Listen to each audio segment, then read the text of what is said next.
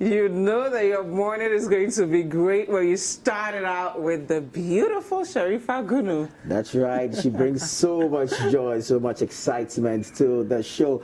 And of course, the midweek gives you such a great feeling because you're certain of what happened the previous part of the week, and it gives you hope of the approaching weekend. Yes, I can't wait for the weekend, by the way. Neither can I. But good morning, guys. This is Breakfast Daily on City TV. My name is Dzifa, Ametam. And my name is Tuffour. Boateng. How are you feeling this morning? Awesome. I don't know, I'm full of spirits, high spirits, yeah. Gonna have a good day. Should we take a look at our quote of the day? Okay. Let's do that. So today's quote says, success is liking yourself, liking what you do, and liking how you do it. And this is coming from the beautiful African-American poet, Maya Angelou. She says success is first liking yourself, secondly liking what you do, and finally liking how you do it. And I think this is a beautiful quote because if you love yourself, you will ensure that whatever it is you do will be driven by purpose, and how you do it would also really differentiate you from everybody else. And of course, Maya Angelou is Maya. That's true. I mean, once you like yourself, it breeds confidence, and you attach that confidence to doing what you like, then you're certain to put in the work to get to a successful end.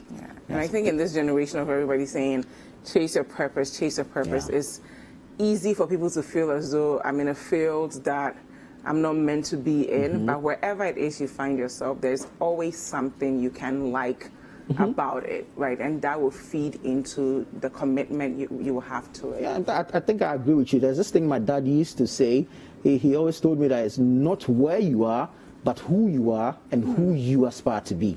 Wow. Yeah, so I think once you like yourself that much, you set a goal, the confidence sets in, and then you put into the work to achieve that goal, then you know you're making progress. I like it. I like it, Dad. Okay, so yeah, we're set for a great show today. Obviously, it's going to be very, very interactive, so use the hashtag Breakfast Daily, and of course, you can also join us via WhatsApp using the number 0550-585832. If you are watching us from outside of Ghana, prefix with a country code +233. Yep, and it's a Wednesday, so you know what that means. We'll be addressing some of the issues you submitted to us via email and WhatsApp. I'm talking about Hello, Mr. President. It's a unique opportunity for you to take your phones out and actually record all the challenges you're experiencing in your community and direct them to the president. Let him know how his leaders, the people he appointed to power, are failing you.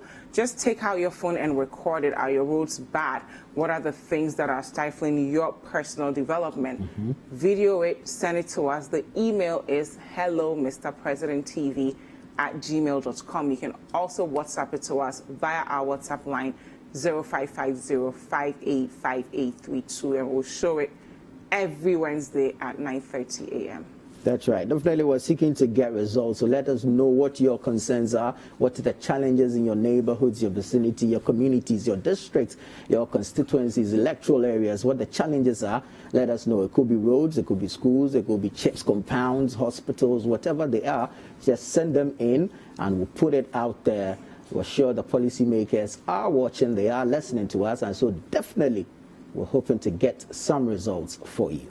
Definitely. Speaking of problems that we're facing, I mean, coronavirus. Yeah. We're almost at 22,000 It doesn't seem to be going away anytime soon. I never thought we would get to this point. But here we are. And what worries me, you know, there's this story I used to hear as a teenager about a frog and hot water. So if you put a frog that's alive directly into hot water, it will jump out. Yeah. But if you put that same frog in kind of a warm, cold water and you increase the temperature gradually, it will die in the water without even jumping up, because it's happened so gradual that it doesn't even see the danger. I'm afraid that the way coronavirus has acted in Ghana is very different from the way it acted in some Asian countries, European countries, even the US, where it was so, it came with a force. You heard of people dying, you heard of, so then you feel this sense of urgency to do something about it. But here we are, first month, we did so many things, closed down schools, closed down churches, we put a 3-week partial lockdown in place because we didn't know what was going to happen. Exactly. Then we ended up being a little lucky. We didn't die as much as we thought we would. The rate of people who were actually becoming positive were much lower than some of us anticipated. So then we started releasing some of the restrictions. And now we are at 22,000, almost 22,000 cases.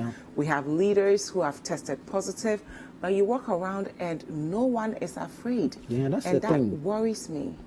That's the challenge we are facing now. Like I mentioned yesterday, we campaigned on spreading calm and not fear. And now it looks as though that has sunk down with the people. And so no one is afraid anymore. We've thrown caution to the wind. And that's where the challenge is. Now testing also is a problem. We are not testing as much as we used to.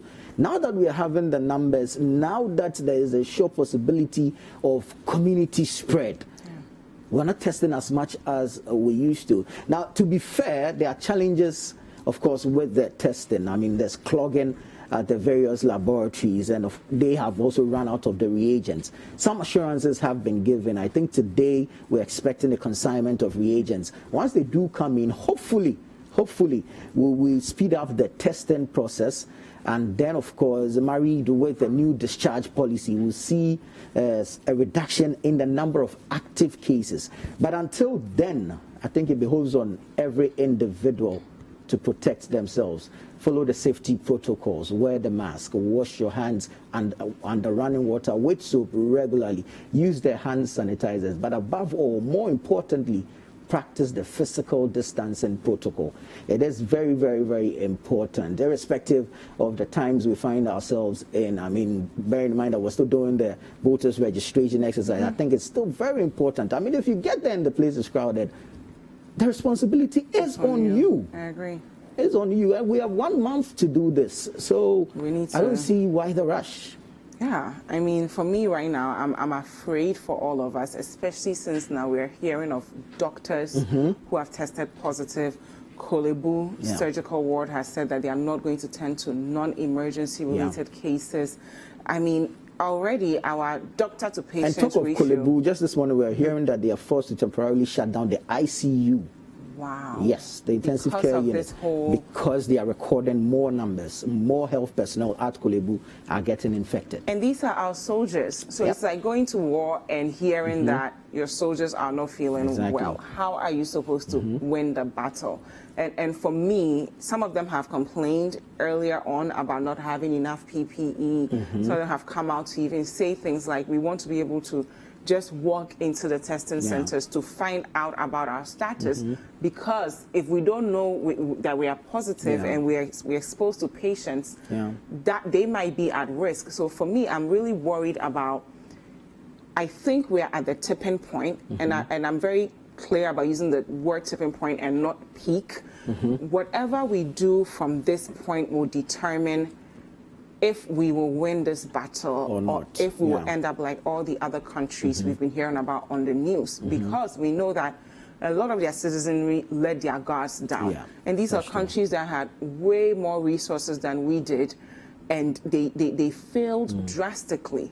So I think we need to come back to the days where we had certain lockdowns in certain hotspots, so we protect the rest of the regions from the spread. Now the workplace is now a very hot spot. And it's dangerous. I mean, if you follow the news throughout, you notice a trend. So now the infection is moving from the informal sector to the formal sector. And now we are hearing a number of companies shutting down for a period because a number of their staff have tested positive. Say the bulk oil storage and transportation company, BOST, a number of staff there, I think about 46 or 48 have tested positive, and so they are shutting down to do a disinfection exercise.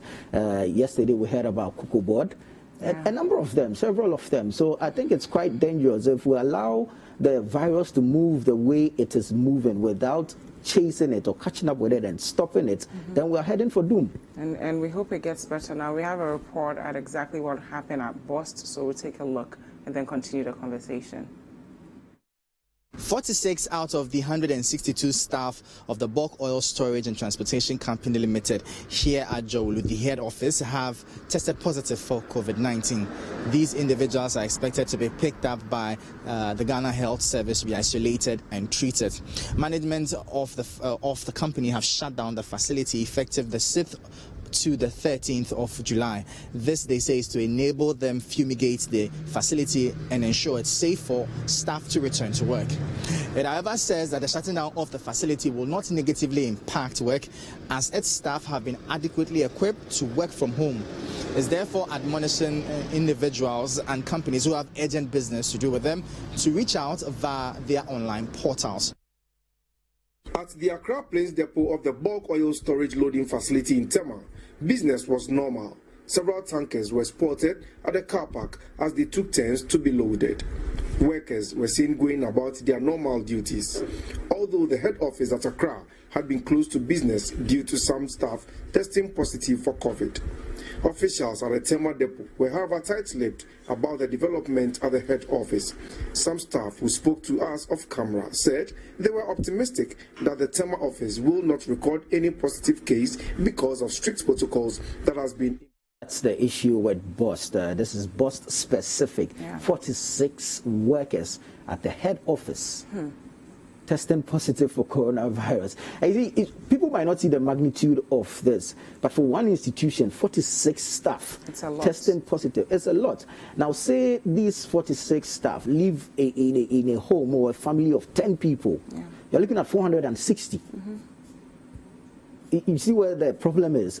So we need to look at the multiplying effect as well before we allow this thing to escalate to some figures that we might not be able to deal with. Mind you, already our health sector, our healthcare system is exposed.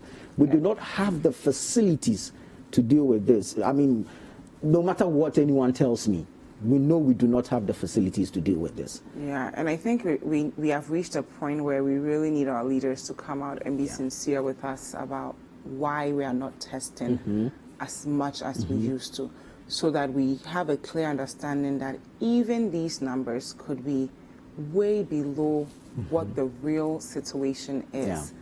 Because if you have a situation like this at Bust, like you're saying, you go home, you don't think you have it. A lot of people let their guards down when they're in their work environment because you think, oh, this person is my friend.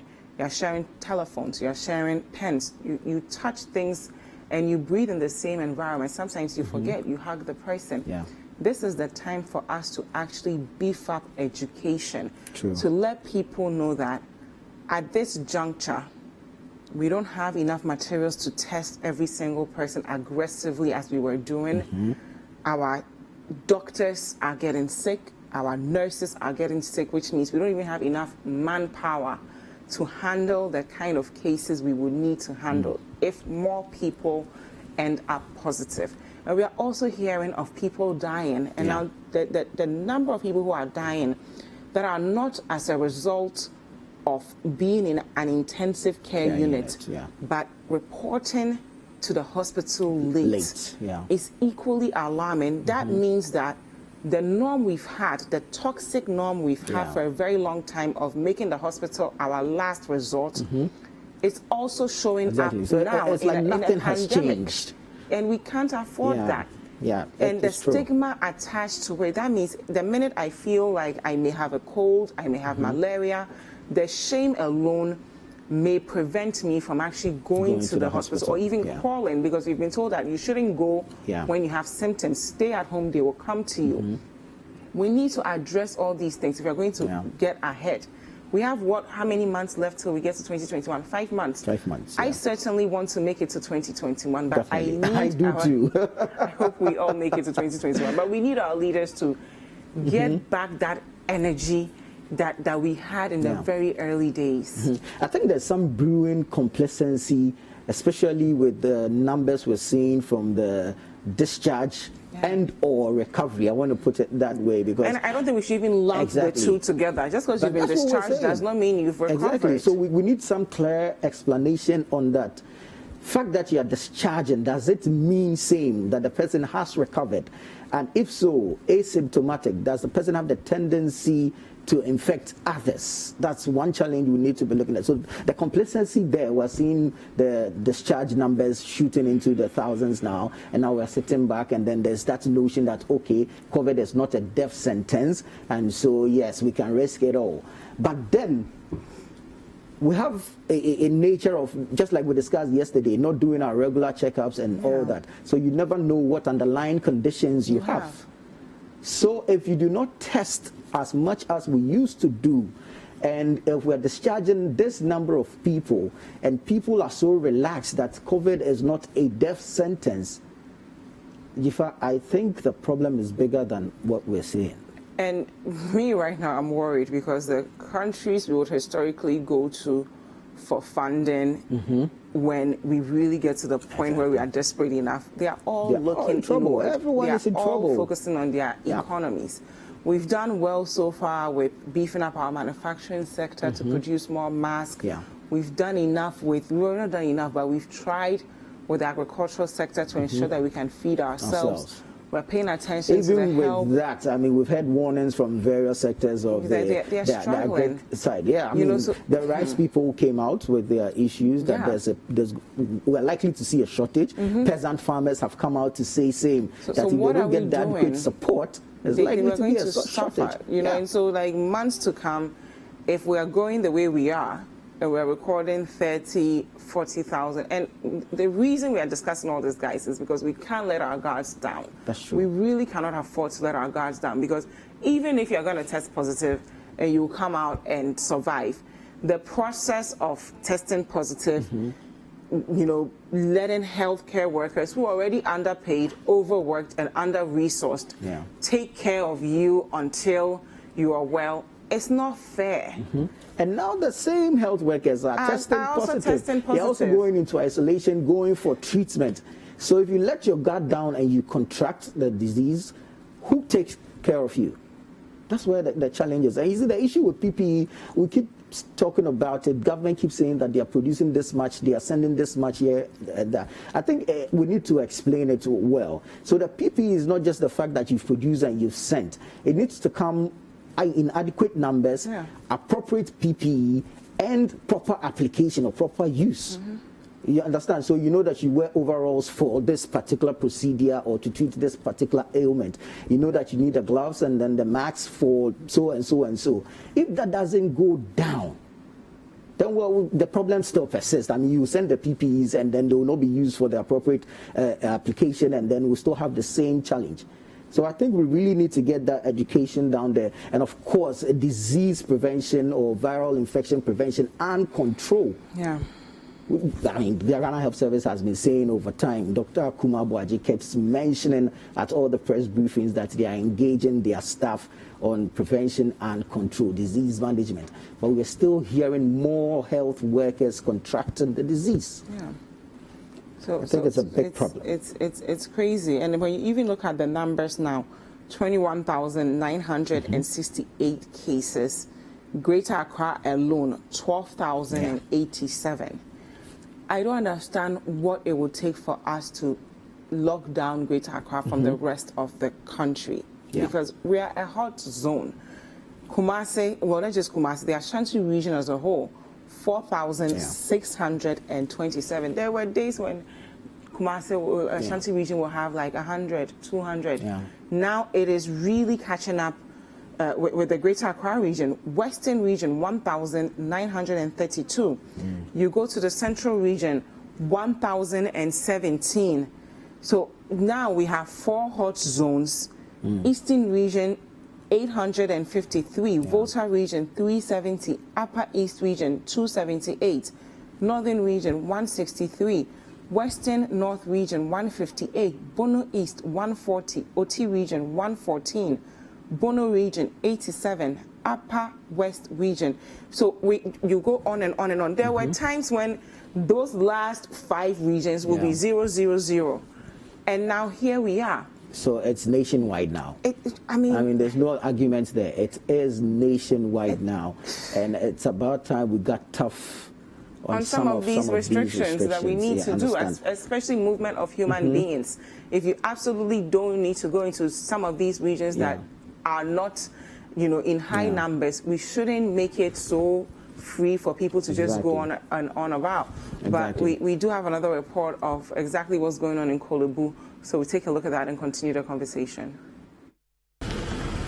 This is the surgical department of the Kolebu Teaching Hospital, but it's not as busy as it usually is, because since Monday, the hospital has reduced the number of cases that the surgical department sees. Why?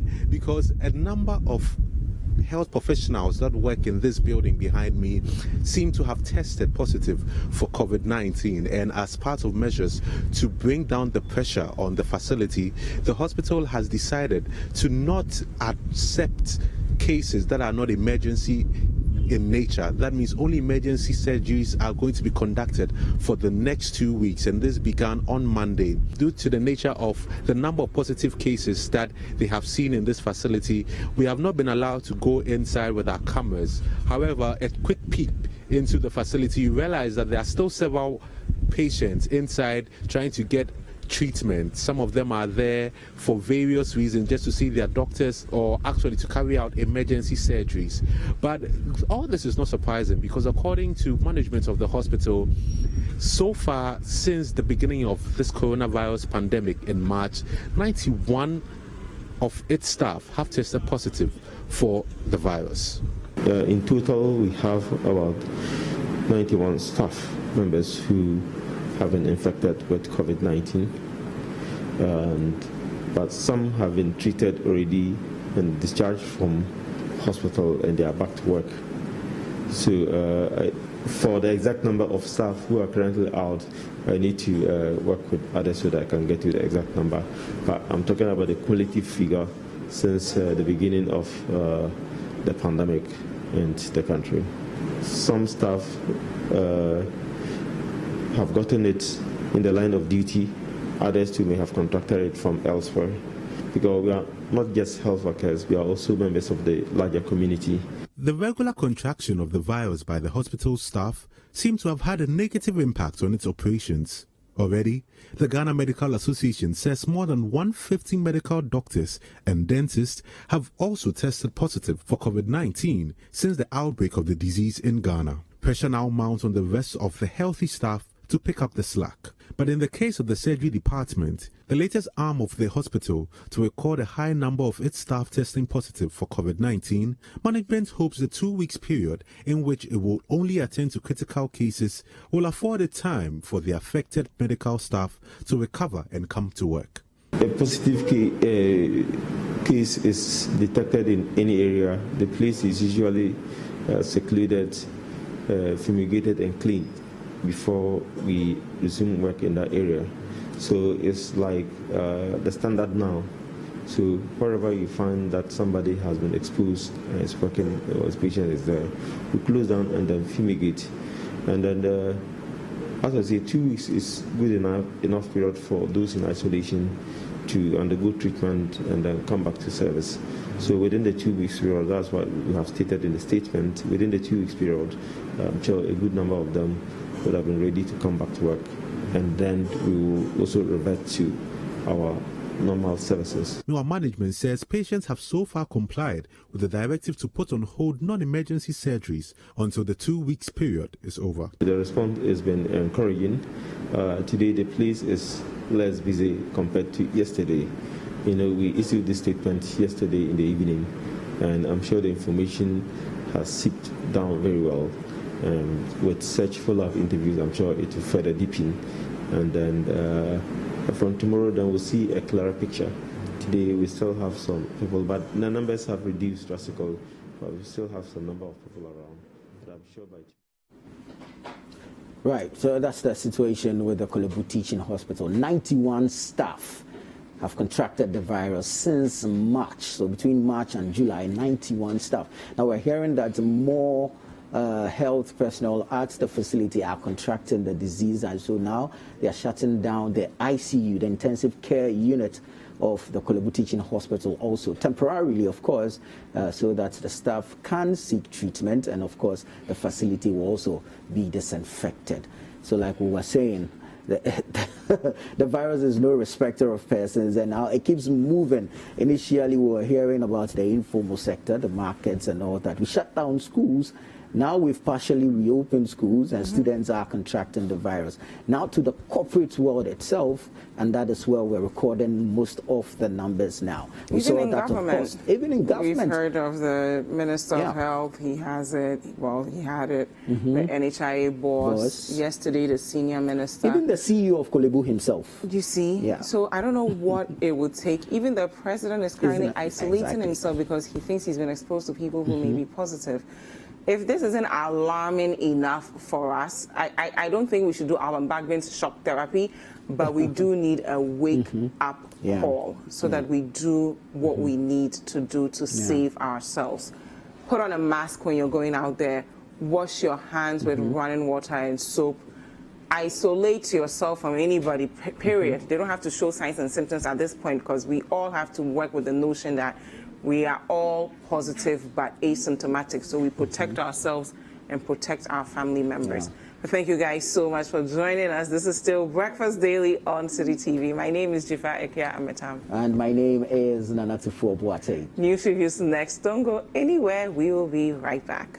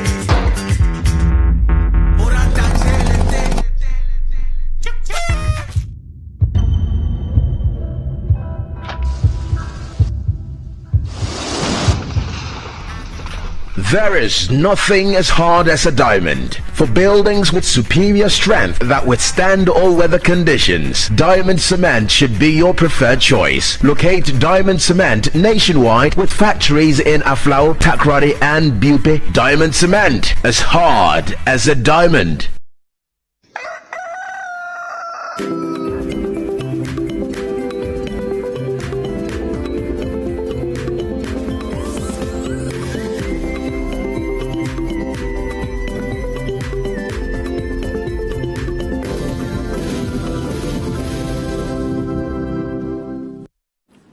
You're welcome back. This is Breakfast Daily on City TV. Join us by using the hashtag Breakfast Daily or via WhatsApp using the number 0550585832. It's time for the news review segment where we'll go into the various headlines making the dailies. And quickly, I'll jump into them, starting off with the daily graphic.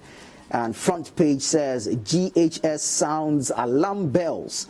400 COVID-19 cases recorded daily. President firmly in charge of state, and this is attributed to the information minister. This one says, bring back Domelevo campaign launched. WAEC releases WASI timetable. Examination begins July 20. And President pledges support to Valentina Mintes ICC duties. Let's move on to the front page of the Ghanaian Times, and it says, TCH performs 540 fistula surgeries out of 600 cases. TCH performs 540 fistula surgeries out of 600 cases. Senior Minister tests positive for COVID-19 as Ghana's case load reaches 21,968. 13 final year SHS students in 4 schools test positive for COVID-19, and 500 CSOs want President to rescind decision on Domelevo. The New Crusading Guide has an advertisement of the Electoral Commission's voter registration exercise on the front page, and of course a number of stories in there. Crossfire in NDC over John and Jane candidature. Mining of Etiwa Forest. CSOs individuals sue government. We won't accept fraudulent election results. This is the NPP Subin delegate speaking. John Kuma visits voter registration centers. KIA, Kotoka International Airport, not for sale. That's the aviation minister speaking. And Tobinko grabs CEO of the Year award. The Chronicle newspaper. Alleged police killing at Konongo at Domfe. Alleged police killing at Konongo at Domfe. And Professor Akosa, cath pathologist face off in court over conflicting post-mortem reports. Professor Akosa and Komfuanochi teaching hospital pathologist face off in court over conflicting post-mortem reports. And Action Chapel bishop seeks refuge at shrine. COVID-19 wreaking havoc on Ghanaians. NDC bosses serve game to the vouchers, and that's an editorial in the Chronicle. The Finder newspaper, big boost for COVID-19 testing. Enough consignment of reagents arrive in Ghana. This is attributed to the Director General of the Ghana Health Service, Dr. Kuma Boaje. Reverse Domelevos proceed on leave decision. CSOs to President. Transport fares to go up by 15% from July 11. And the Rebecca Foundation commissions 2 libraries in 2 communities. We're going online to see the stories that we have. I'll start off from citynewsroom.com. And this one says, KNUST SHS students protest after death of colleague. KNUST SHS students protest after death of colleague. No one can beat John Mahama in 2020 elections. And this is Ama Benyuado speaking. I wasn't interested in being Mahama's running mate, Nimoy Thompson. I wasn't interested in being Mahama's running mate. NPP's unwarranted criticisms of Nana Opoku-Agyeman disappointing. This is Nana Oye Litha speaking. And students not at peace to study. close schools down. The minority in parliament there. We're following up on suspected COVID-19 cases in Infansipim other schools. This is the Ghana Health Service boss speaking. Let's move on to the citybusinessnews.com. And African leaders urged to ensure after implementation in 2021 first quarter. Some more stories on there. COVID-19 hits beauty industry as sales drop due to low patronage.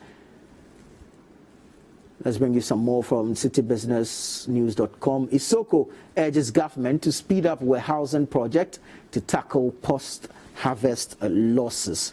All these and more on City Business News. Vegetable Exporters Association receives 90,000 Ghana cedis worth of seeds from GEPA. Vegetable Exporters Association, there's some good news for them. GEADEC will ensure maximum gains from bauxite mining. That's Ghana's ambassador to China, making some assurances. And so for more news, you can log on to citynewsroom.com. And of course, for more business news, you can check out citybusinessnews.com. Let's go into the discussions, and joining me to do so, I have two ladies. Margaret and say Magu. Magu is the national is a member, or a team member of the NDC's national communications team, and Laura Musasaka is also a member of the MPP's communication team. Welcome, ladies. Thank you. So obviously, COVID. Let's start off from the Daily Graphic, and this one, I think it's important we go into it. It says GHS sounds alarm bells. 400 COVID-19 cases recorded daily. I'll take a few paragraphs and then we can begin the discussion. Stories by Kester Abram Crunchy, and it reads, the country is now recording an average of 400 new cases of the coronavirus disease COVID-19 a day. The Director General of the Ghana Health Service, Dr. Patrick Kumar-Boaje, has said. Now, speaking at a press briefing organized by the Ministry of Information to provide an update on the country's COVID-19 case management situation in Accra yesterday, Dr. Kumar-Boaje said the cases were detected through routine surveillance and enhanced contact tracing. Quote, there is an increasing trend. This tells you that we're doing an average of 400 new cases a day, and that is something we really need to take caution of and make sure we bring it down, end quote. Wow. I'll start with you, Laura, too. Yes. 400 cases. We started off with about 2 cases somewhere in March. And today we're being told that we're recording 400 cases. What is it that we're not doing right? Well, good morning to our viewers. And with COVID, I think once we keep testing, the numbers will keep going up. Once we keep contact tracing, the numbers will keep going up. But I also think that we should also have look at it within the different categories. We have recoveries going up quite substantially. We still have active cases hovering around 4,000, thereabouts. I mean, the deaths is quite worrying. But what are we not doing right? As far back as March, when this virus was declared a pandemic, there have been a number of protocols that have been put in place. And I think fundamentally what we are not doing right is the individual responsibility bit in adhering to these protocols. I mean, this is a disease or a virus that seems to have its own mind. There's today we can have a research pointing in one direction, and the next day, sometimes in less than 24 hours, there's a new dimension to it. When this started, there wasn't any clear indication that it was airborne. But with the conversations going from the WHO angle, the institution we all defer health and global health issues to, is now pointing towards the fact that this virus could be airborne. So that brings us to wearing of mask, enhancing our hygiene protocols and all that. But you see, one fundamental thing as citizens we also need to be looking at is how we clean our spaces, especially our public spaces. Interestingly, I've been coming here for a number of times now. I've never visited any of your washrooms. And I went into your washroom today, and the notice there, I must say, is quite impressive. Thank you. Which is good. You get 2 weeks suspension for not cleaning up after you. And I think if we implement some of these things, it will help, because our hygiene practices is something we all need to be worried about. And we pick this virus from all these places. Now that it's airborne, we also need to take cleaning our surroundings and cleaning our personal spaces seriously, because at the end of the day, if we are not keeping our places hygienic, there's no way we can battle this virus. So I think what we are not doing right is adhering to these protocols, being responsible as individuals, and not leaving everything, because leadership has done what it has to do. And I always keep saying, as we sit here, if I don't put my mask on, if I don't wash my hands, there are protocols that have been put in place, but if I don't do them as an individual, nobody, the president himself, cannot come down from the seat of government to come and put it on for me. I'm responsible for myself. So that aspect of individual responsibility, we really need to take it Great. I serious. think I agree with you on the individual responsibility. But Maggie, let me come to you. I mean, we went into a partial lockdown for a while as part of measures to halt the spread. There have been other protocols. The protocols are there for us to follow. She talks of individual responsibility, but then there's an EI that makes it an offense to step out without your mask. How are we doing with implementation? Thank you. Good morning to yourself, your team. Good morning to Ghana. And a special good morning to the President and the Vice President, Her Excellency in waiting. A special good morning to them. That's the flag bearer of the NDC and his Vice. COVID-19, as the Health Minister has reiterated, it has come to live with us. Now that we know it's come to live with us, it didn't just come to live with us, it is also taking our heroes away.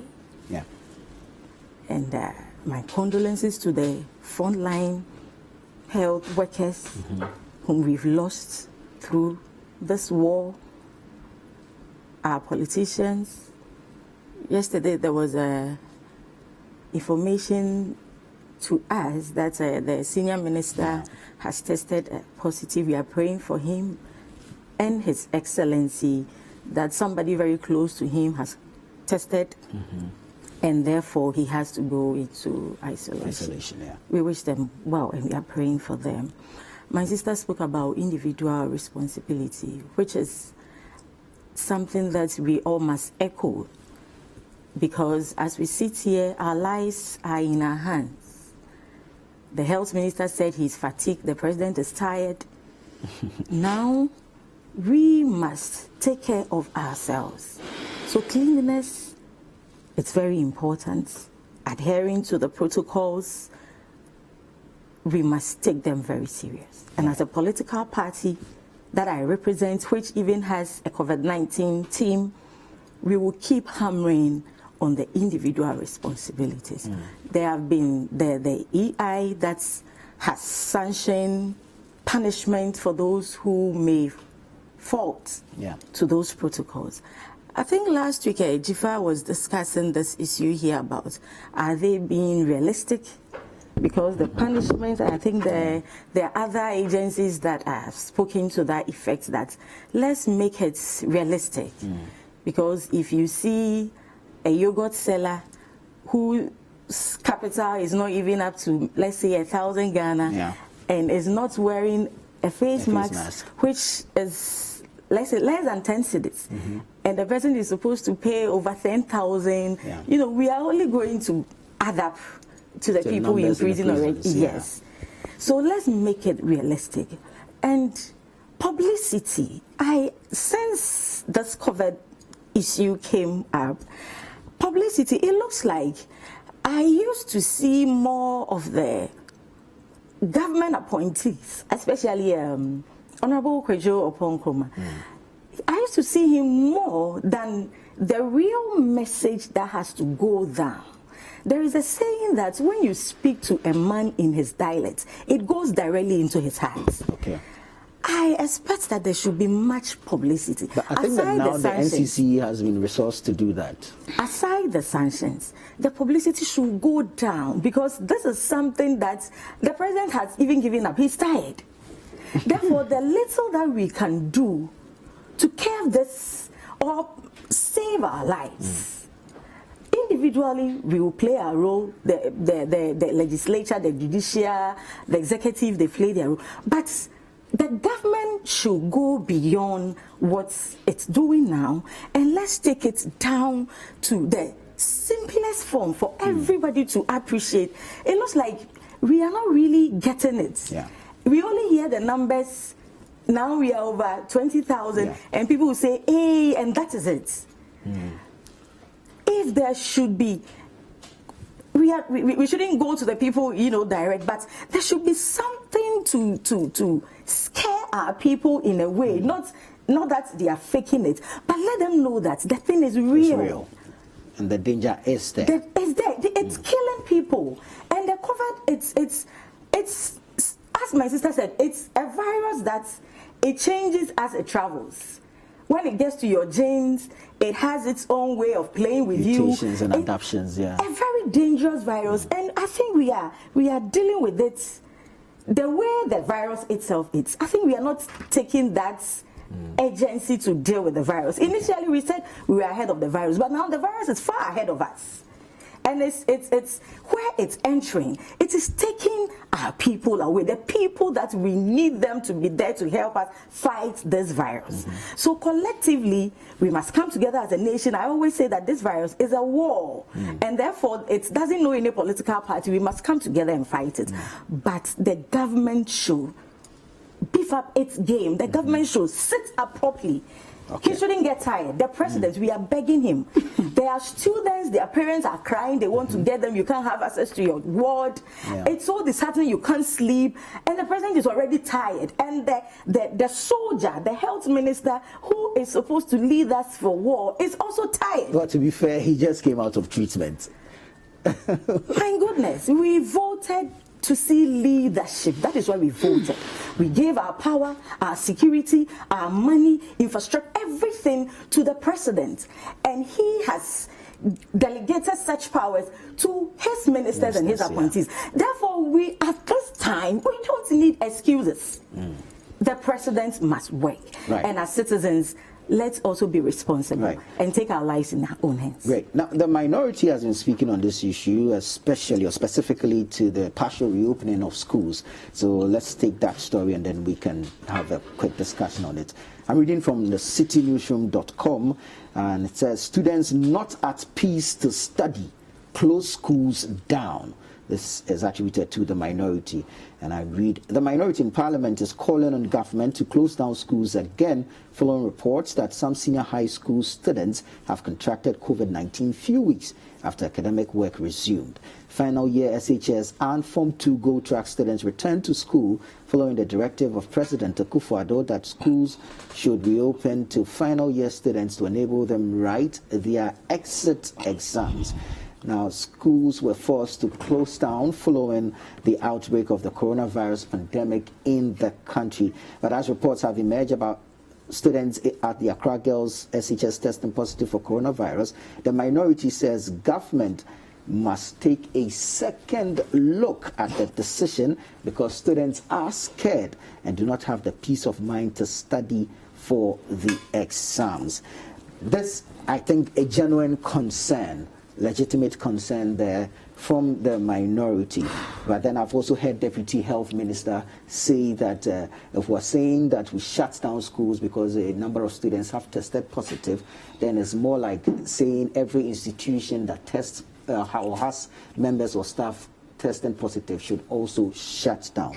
Do you think this call is one in the right direction? Should schools be shut down? Bearing in mind that when schools were closed, we're not getting reports of students testing positive.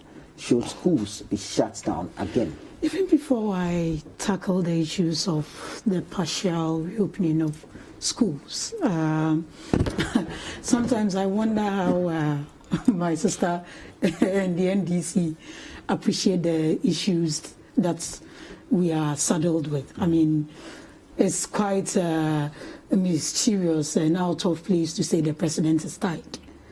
I mean, I wish His Excellency the President well. He's well and has shown leadership as a responsible leader.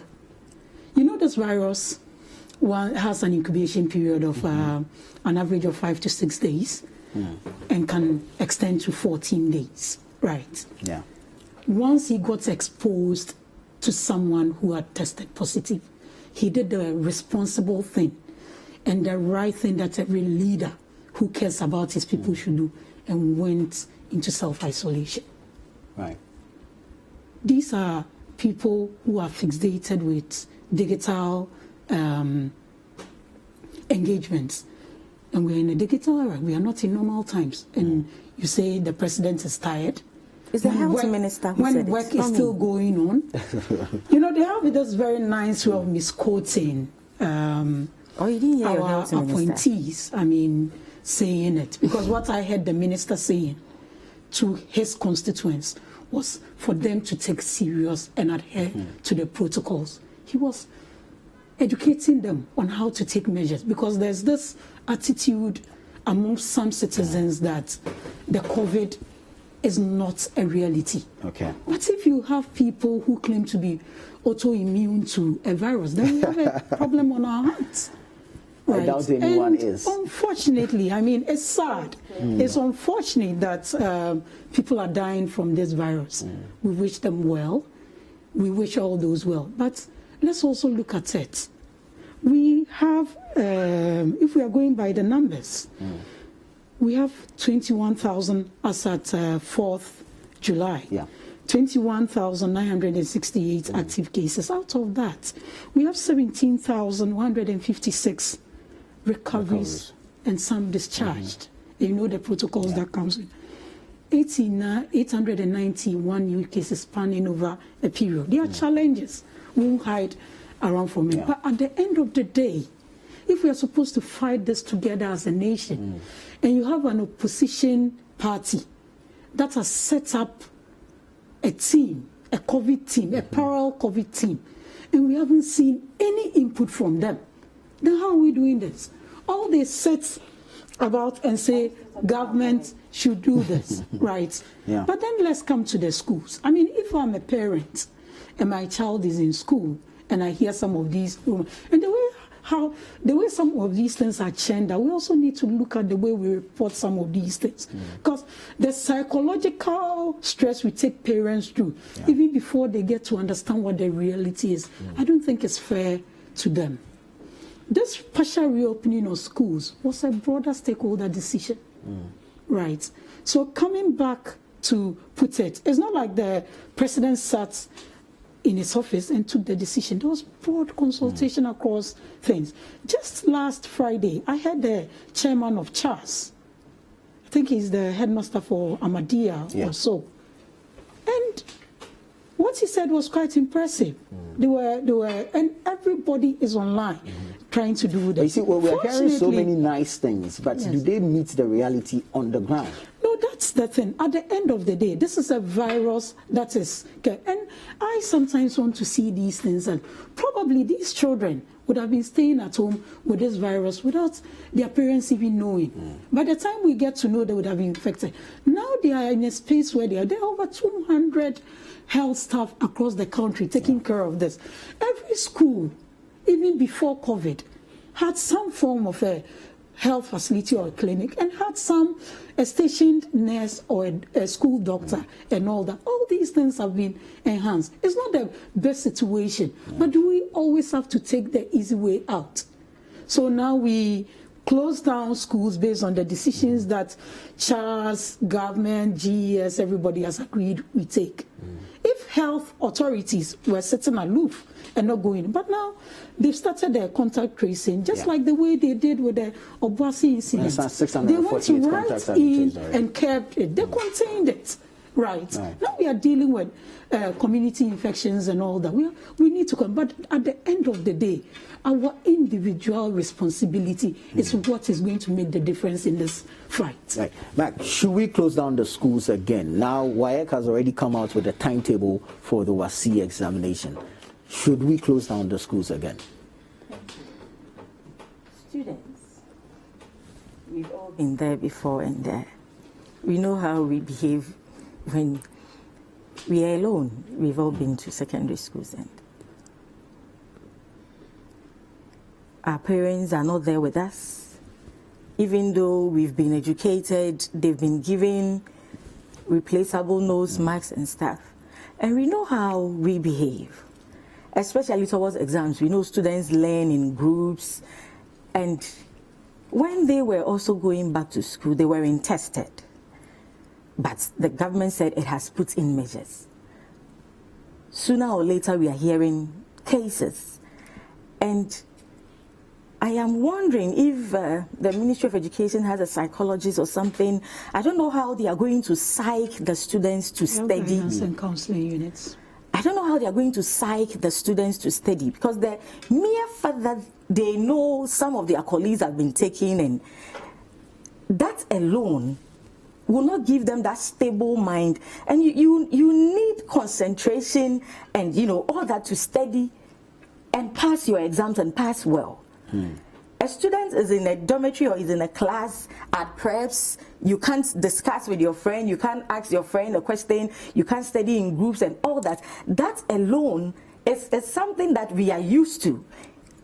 Changing from that is a bit problematic for them.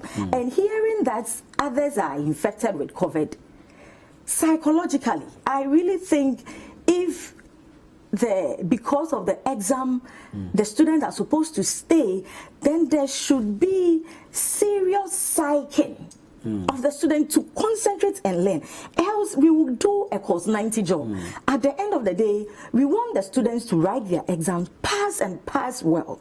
That is what parents want. That is what the government wants. That is what the nation wants. Every parent, it is the joy of every parent to see your child coming out with flying colors. Here is a situation that we've confronted ourselves with, where the world or the students is not in the psychological frame of mind to learn and pass.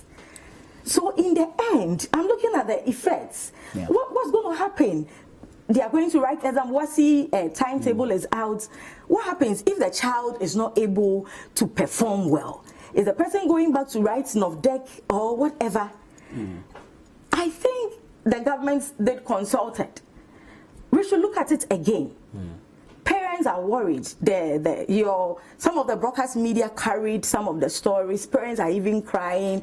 You can't get your word. You don't know who is affected. You don't know where your child is. Even the on TV, the kind of things that we saw. The kids, they were packed. They were just together. Some were crying. We want to go home and stuff. How do you expect this child to sit by her books, concentrate, and write exams and pass? I am looking at it this way, that there should be further consultation. You know, in decision making, you take a decision when you hit a certain point and you feel that these are the repercussions. If they are not positive, or it can endanger the lives, or it can't give us the results that we need, I think we should sit down and look at it again. Other than that, we will do a course 90 job. The students will not learn because they are not in their right frame of mind, as the minority is saying. So what would be the need? And it's a competition. I don't think that the schools will consider certificates of more covered countries than less covered countries. So we should look at it again, because what the minority is saying is the fact. Even we adults, when you are not in the right frame of mind, you can't concentrate. And in the end, we need to get results. Well, we're taking a quick break. This is still the Breakfast Daily on City TV. When we come back, we have a number of topics that we'll be going into right here on the show. Don't go away.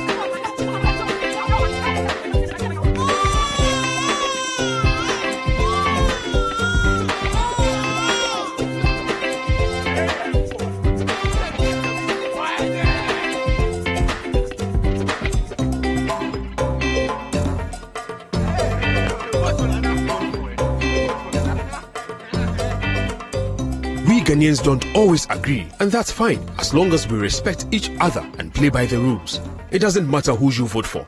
What matters is that you make your voice heard and that every vote counts. A new clean voters registry ensures that no matter who you vote for, democracy always wins. Go out to register today.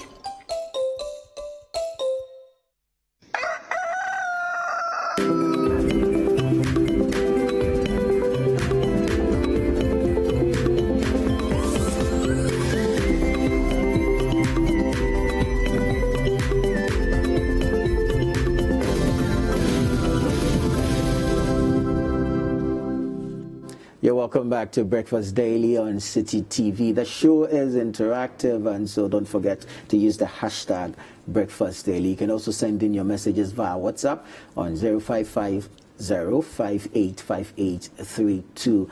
We're currently discussing the various headlines that have made the front pages of the newspapers and other news portals. We're moving into other subjects, and I'm reading from citynewsroom.com, and it says Nanado's leave order to Domelevo unlawful. And these are the CSOs, or some CSOs speaking. Story reads, about 435 civil society organizations, CSOs, have described the president's decision to ask the Auditor General to proceed on leave as improper and a dent in the independence of the work of the audit service. They are therefore urging the president, Nana Addo Dankwa Akufo-Addo, to reconsider the decision. Dr. Kojo Asante, the Director for Advocacy and Policy at the Center for Democratic Development, one of the CSOs who have expressed their regret about the situation, said President Akufo-Addo's decision is unlawful and may set a bad example. Mag, let me start with you. Thank you. So, President says Auditor General has accumulated his leave and so should proceed on same. Now, of course, Auditor General replied and stated a number of reasons why he thinks he should still be at post. There was another reply from the presidency. Now the CSOs have waded into this conversation, describing the president's order as unlawful. What do you make of this entire process, and then going forward, what kind of example or precedence will it set? Thank you. The Auditor General, Mr. Daniel Domelevo, and the presidency issue, it's been back and forth. It didn't start today.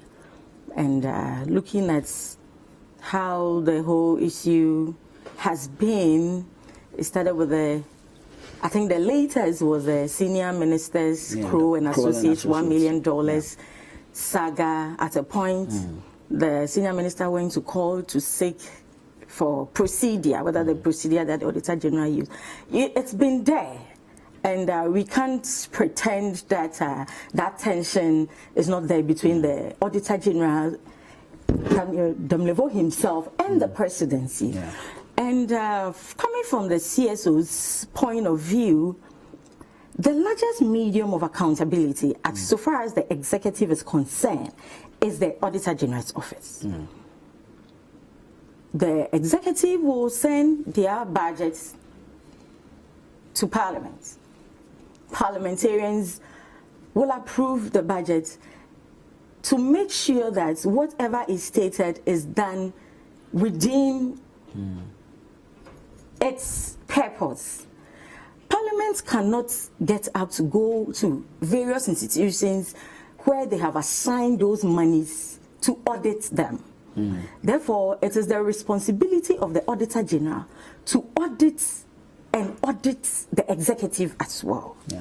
Therefore, if the Auditor General is doing its work to give back Parliament feedback for the whole nation to also appreciate what is going on right and what is not going on right, it is a responsibility of the Auditor General. Therefore, in terms of accountability, this office is very important.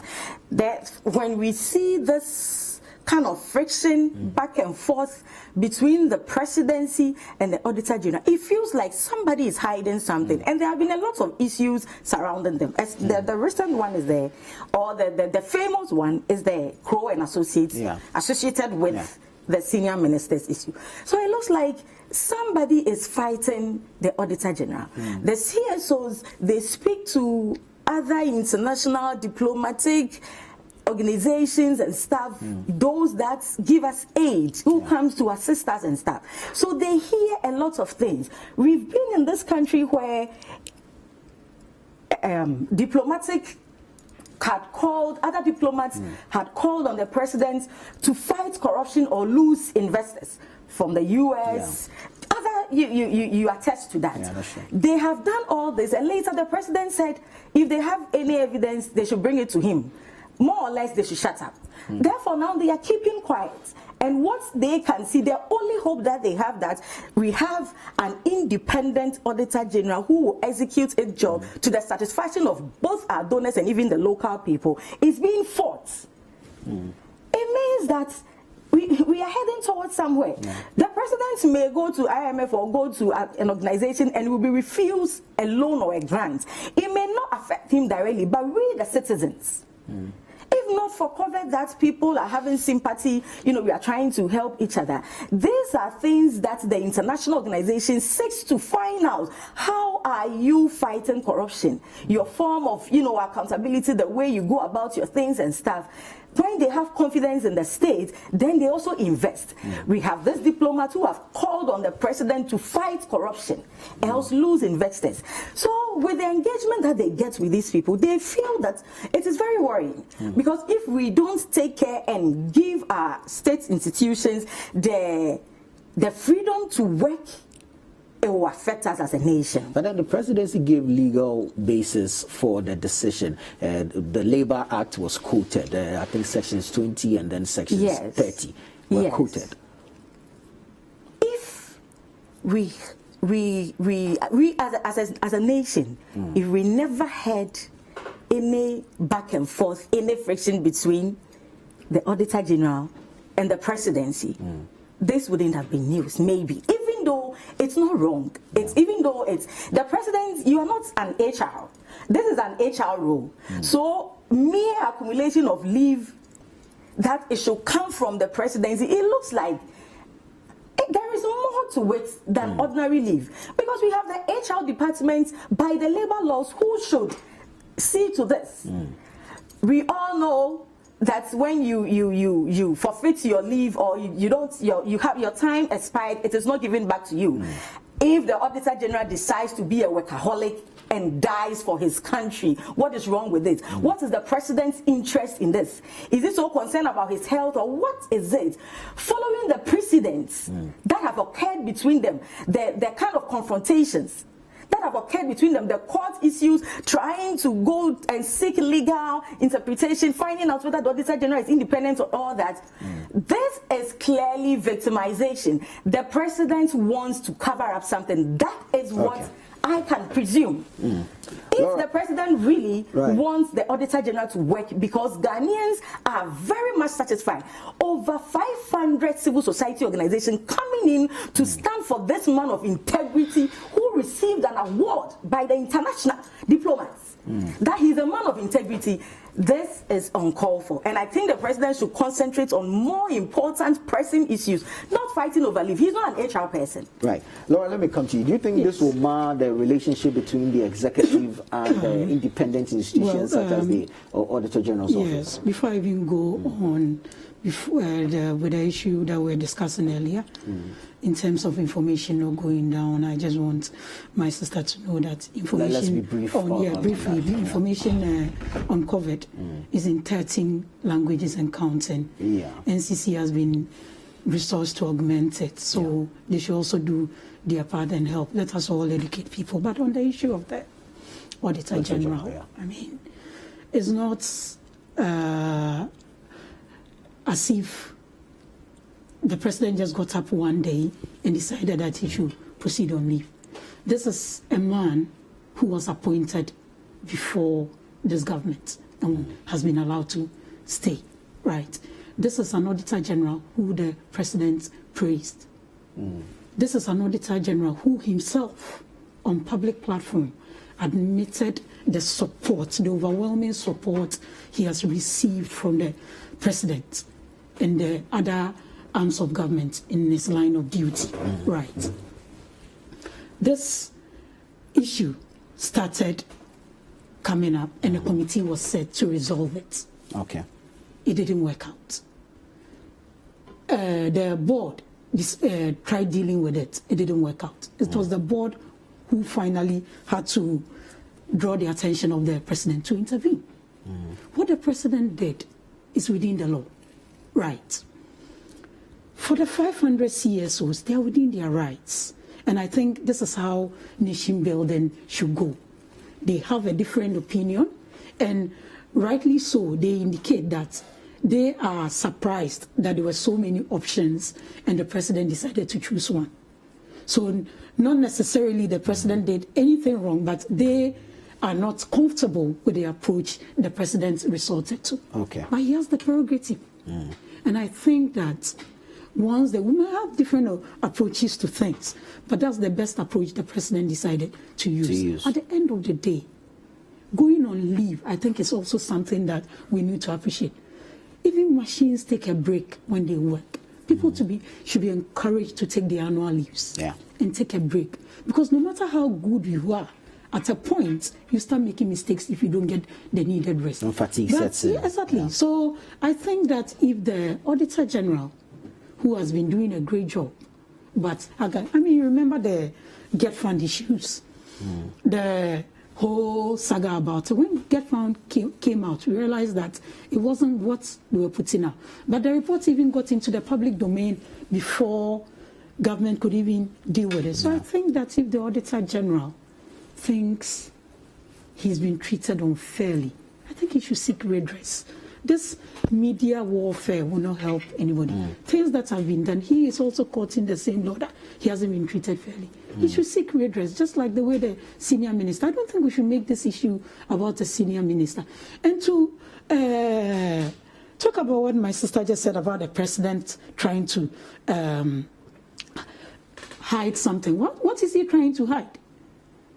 The chairman of the current audit service was asked to proceed on leave even before anything could start in their regime, right? So I don't think it's a matter of president, right? And I don't think the president has anything to prove. He is more interested in this corruption fight. But if the person who's supposed to lead in this fight is fighting an institution that has been brought, or a group that has been brought to complement his work, then we all need to look at it clearly.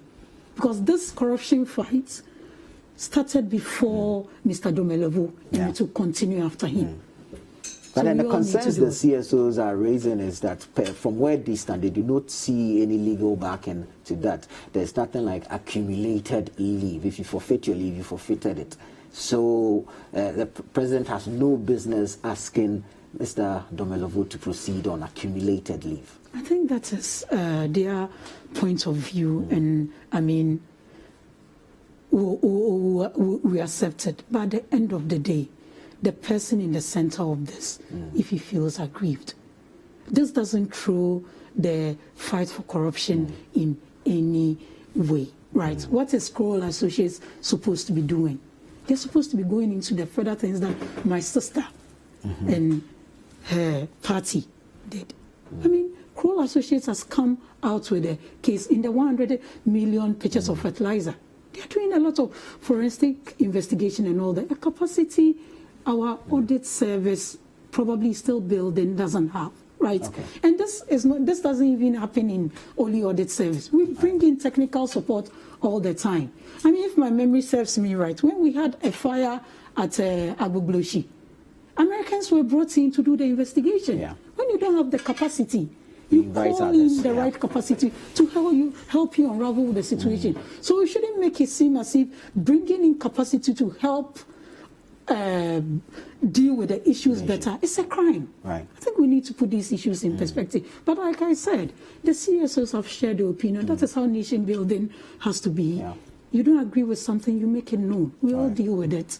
And we move on as a nation. But we shouldn't personalize this and make it about individuals. Let's do some politics now. And then a few days ago, flag bearer of the NDC, John Dramani Mahama, announced former Education Minister Professor Jane Nana Opoku-Agyeman as his running mate going into the 2020 general elections. Now, there have been several reactions, of course, to the announcement, and we want to talk about this one here, reading from the citynewsroom.com again, and it says, Mahama's running mate not a threat to NPP. This is Mustafa Hamid speaking.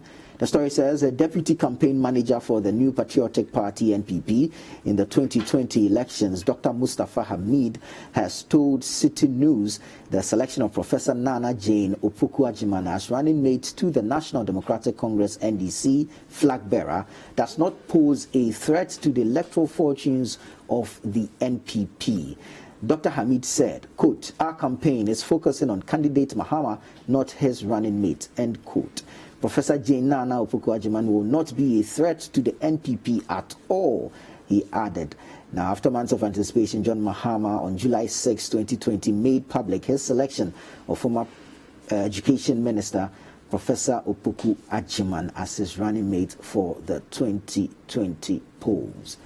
How are you receiving the various reactions that have followed or come after the announcement that Professor Jane Nana Opoku-Agyeman will be running as running mate to former President John Dramani Mahama?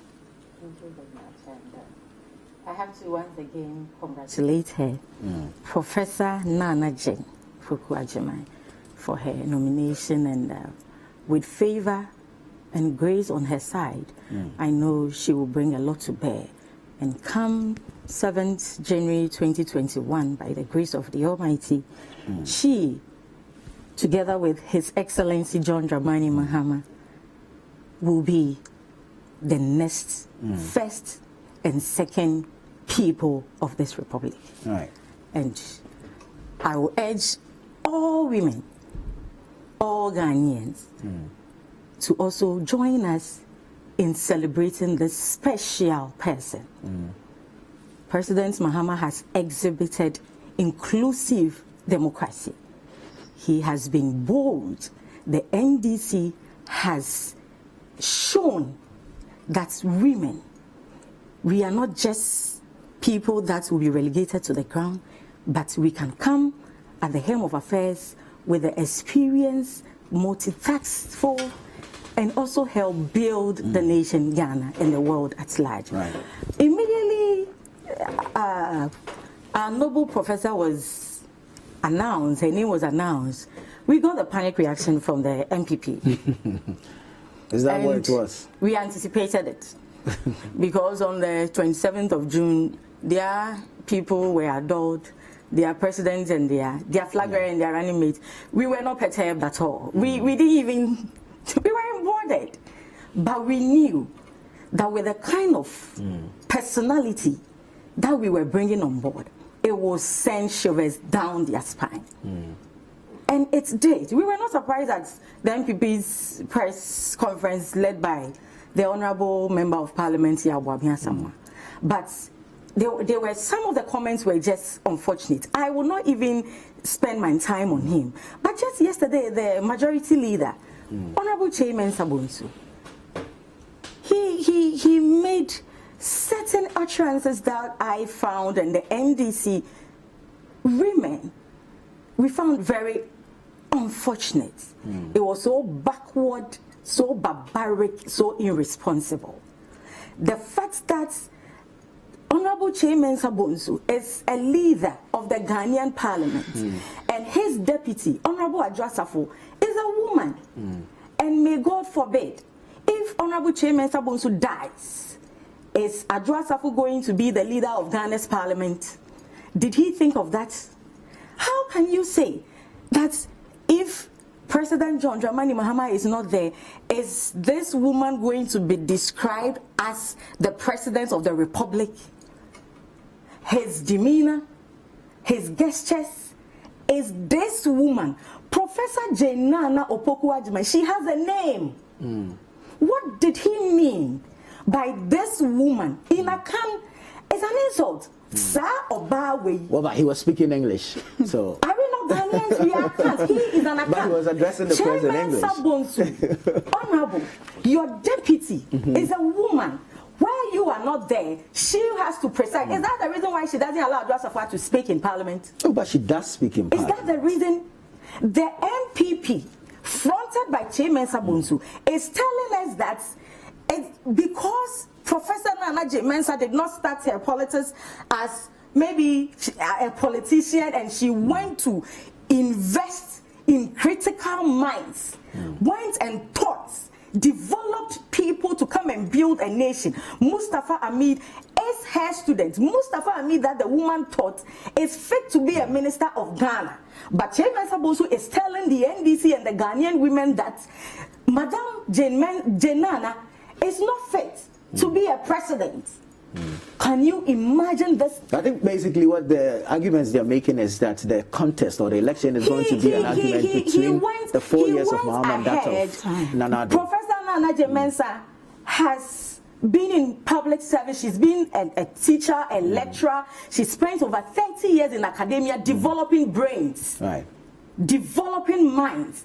The first female vice chancellor of a public university in Ghana. She has been a 4-year term minister.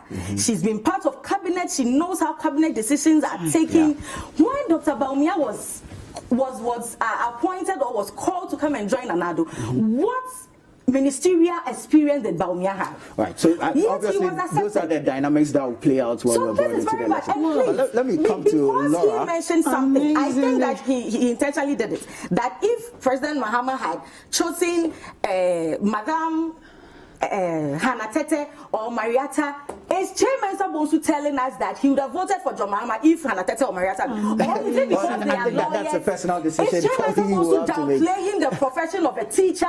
I doubt that was his intention. It's so barbaric and irresponsible. Let's hear from Laura. Going into the it's elections. interesting how they keep saying Dr. Bawumia is not the standard, but they can never miss a discussion on running mates without his name. I congratulate the good professor, Professor Jane Nana Pukwuajiman. Congratulations. This is a great feat. Yeah. I mean, to get to this level. By all standards, And as an old girl of Wesley Girls, is another proud moment for me because that's alma mater too. But as I put it, this is politics. Right. We all have sides.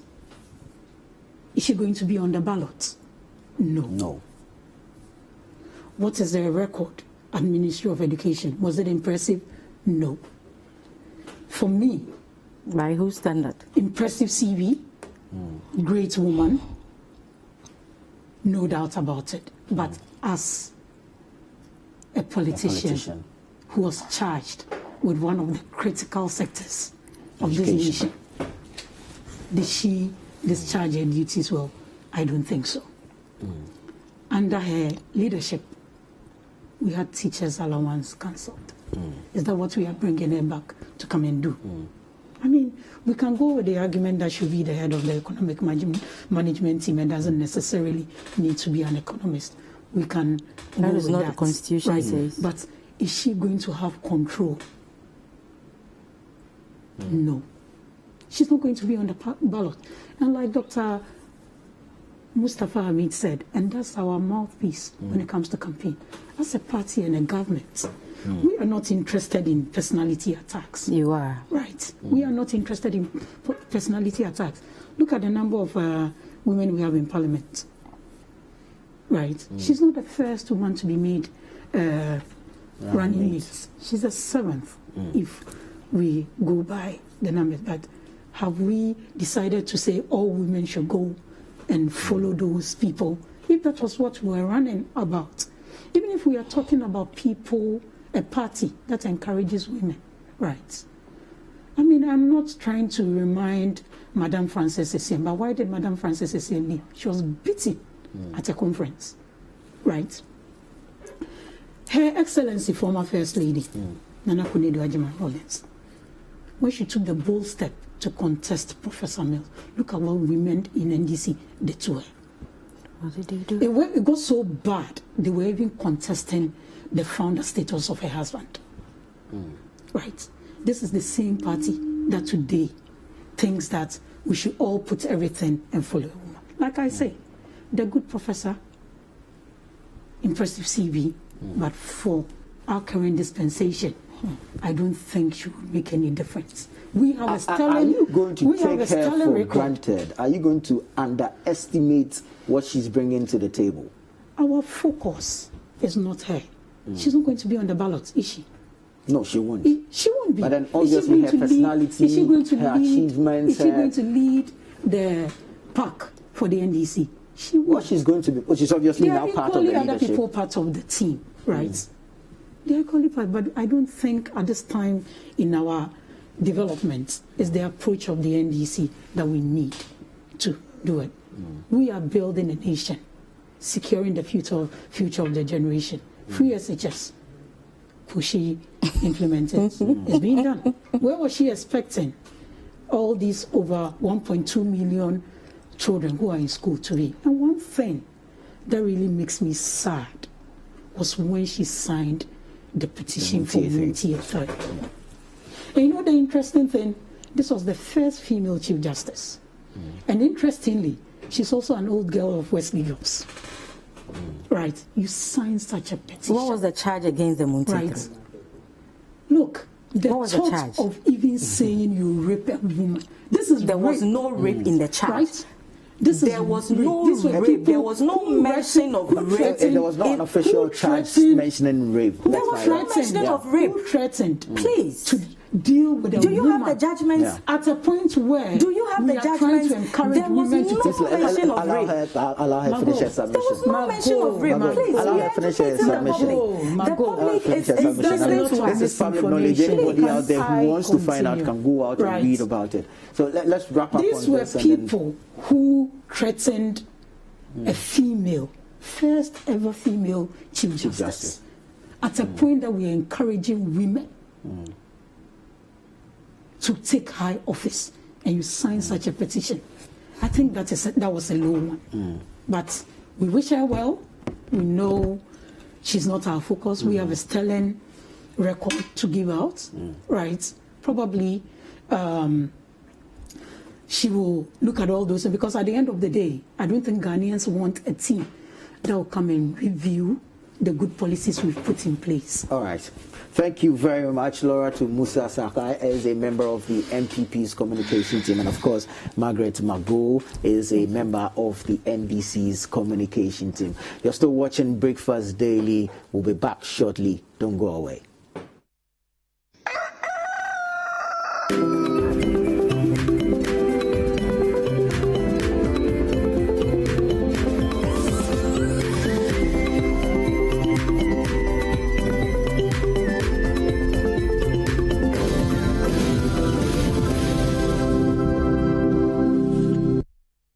Thank you, sir. Hello, my name is Samuel Ofori, a film actor and a film director. Because of the nature of my job, the taste for quality things is endless. Quality phones, quality laptops, quality TV sets. Let me show you my secret.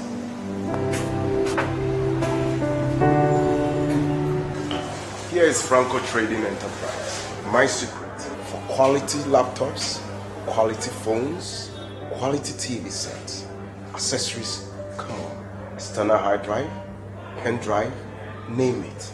For bulk purchase and retails, come to Franco Trading Enterprise. They will reduce the price for you. Franco Trading Enterprise, home quality phones. There are those with untold stories, unraveled feats, life-changing stories, and lasting legacies. They tell their stories themselves on footprints. Yes. Oh, at some point, well, we are taking the step. Unfortunately, he was dragging the country into an abyss. Yeah. So we saw it. But they have held power, the guns and so forth. Who were we to? We just watched. But by, I believe, 74-5, the country was seeing through him. That this man was a total misfit. But he was a happy man. But because in Akanda, there's a proverb. It's a kwasia na no sonsu ya oso chati.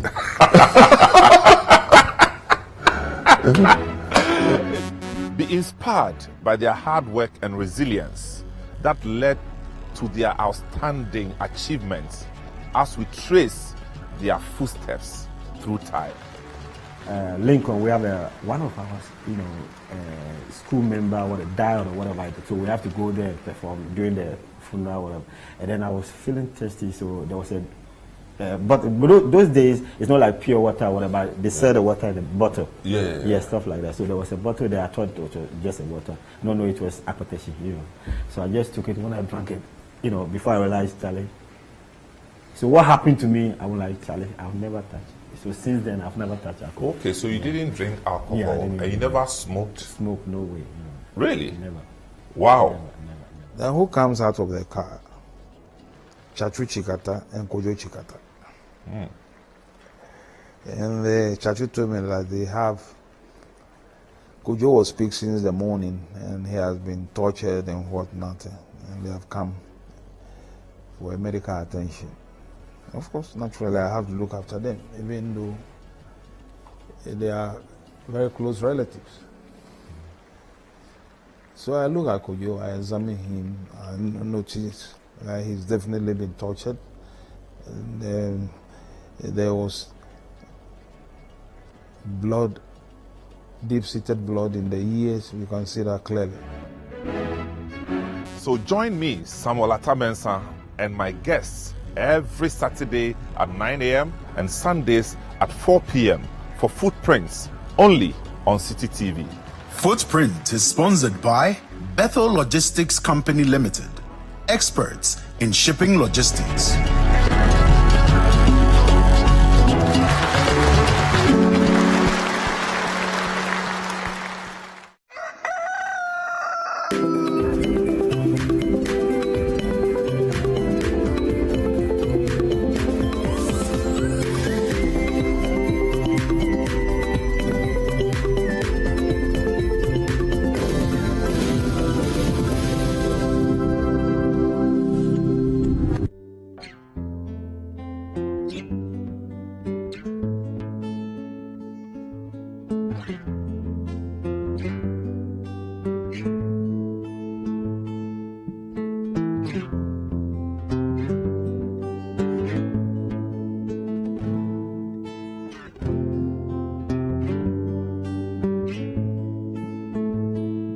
I've seen rain, it's been dark, I felt pain, got these scars. Sometimes it's all I can remember.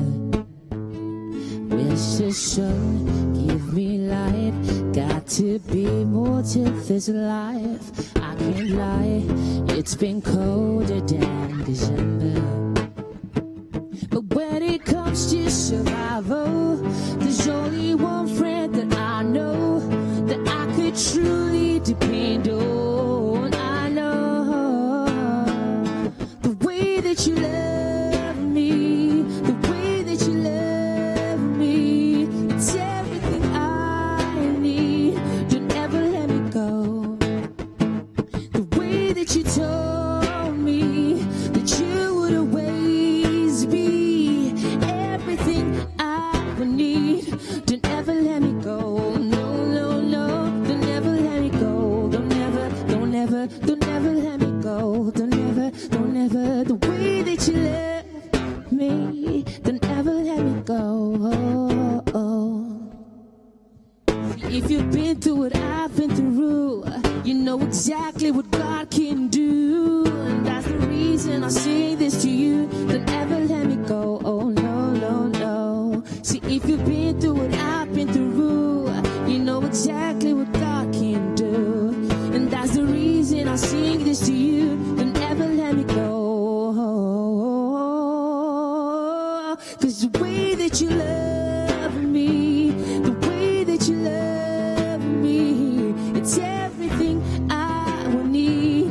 Don't ever let me go. Oh, oh. The way that you told me that you would always be everything I would need. Don't ever let me go. Oh, no, no, no. Don't ever let me go. Don't ever let me go. Don't ever. The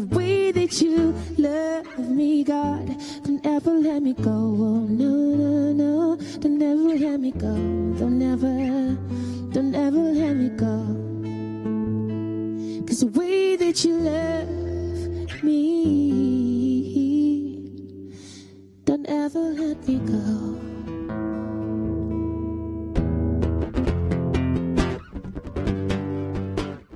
Absolutely beautiful. Yeah, that was Julius on the strings and of course on the mic.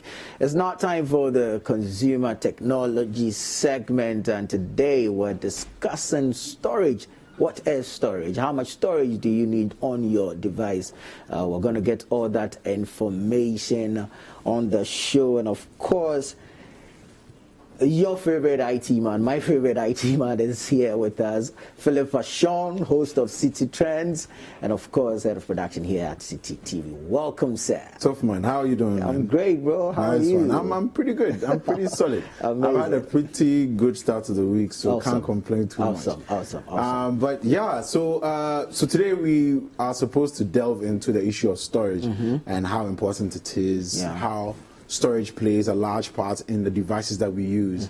But I just felt that we should break it down a bit because there are quite a number of devices that different people interact with. So I decided to use today as an introductory session of sorts. And so if you're out there and you have any questions about your devices and things like that, please do send it in, because next week we're going to look at mobile phone storage. So we're going to look at your Androids and your iOSs and to a certain extent your Windows phones if you still have them. And then the week after that we're going to look at storage on your laptops. That's your MacBooks, your MacBook Pros, whichever one, and then of course with your Windows PC and everything, how to manage the space on there.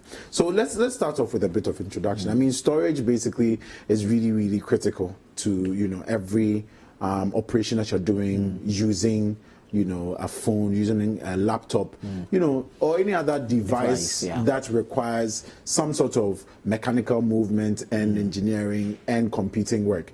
Now, it's important because without storage, the machine that you have, or the computer that you have, is not going to have any space to sort of store some of the things that it needs to have easy access to. So, for example, you have a laptop, you want to play back a video.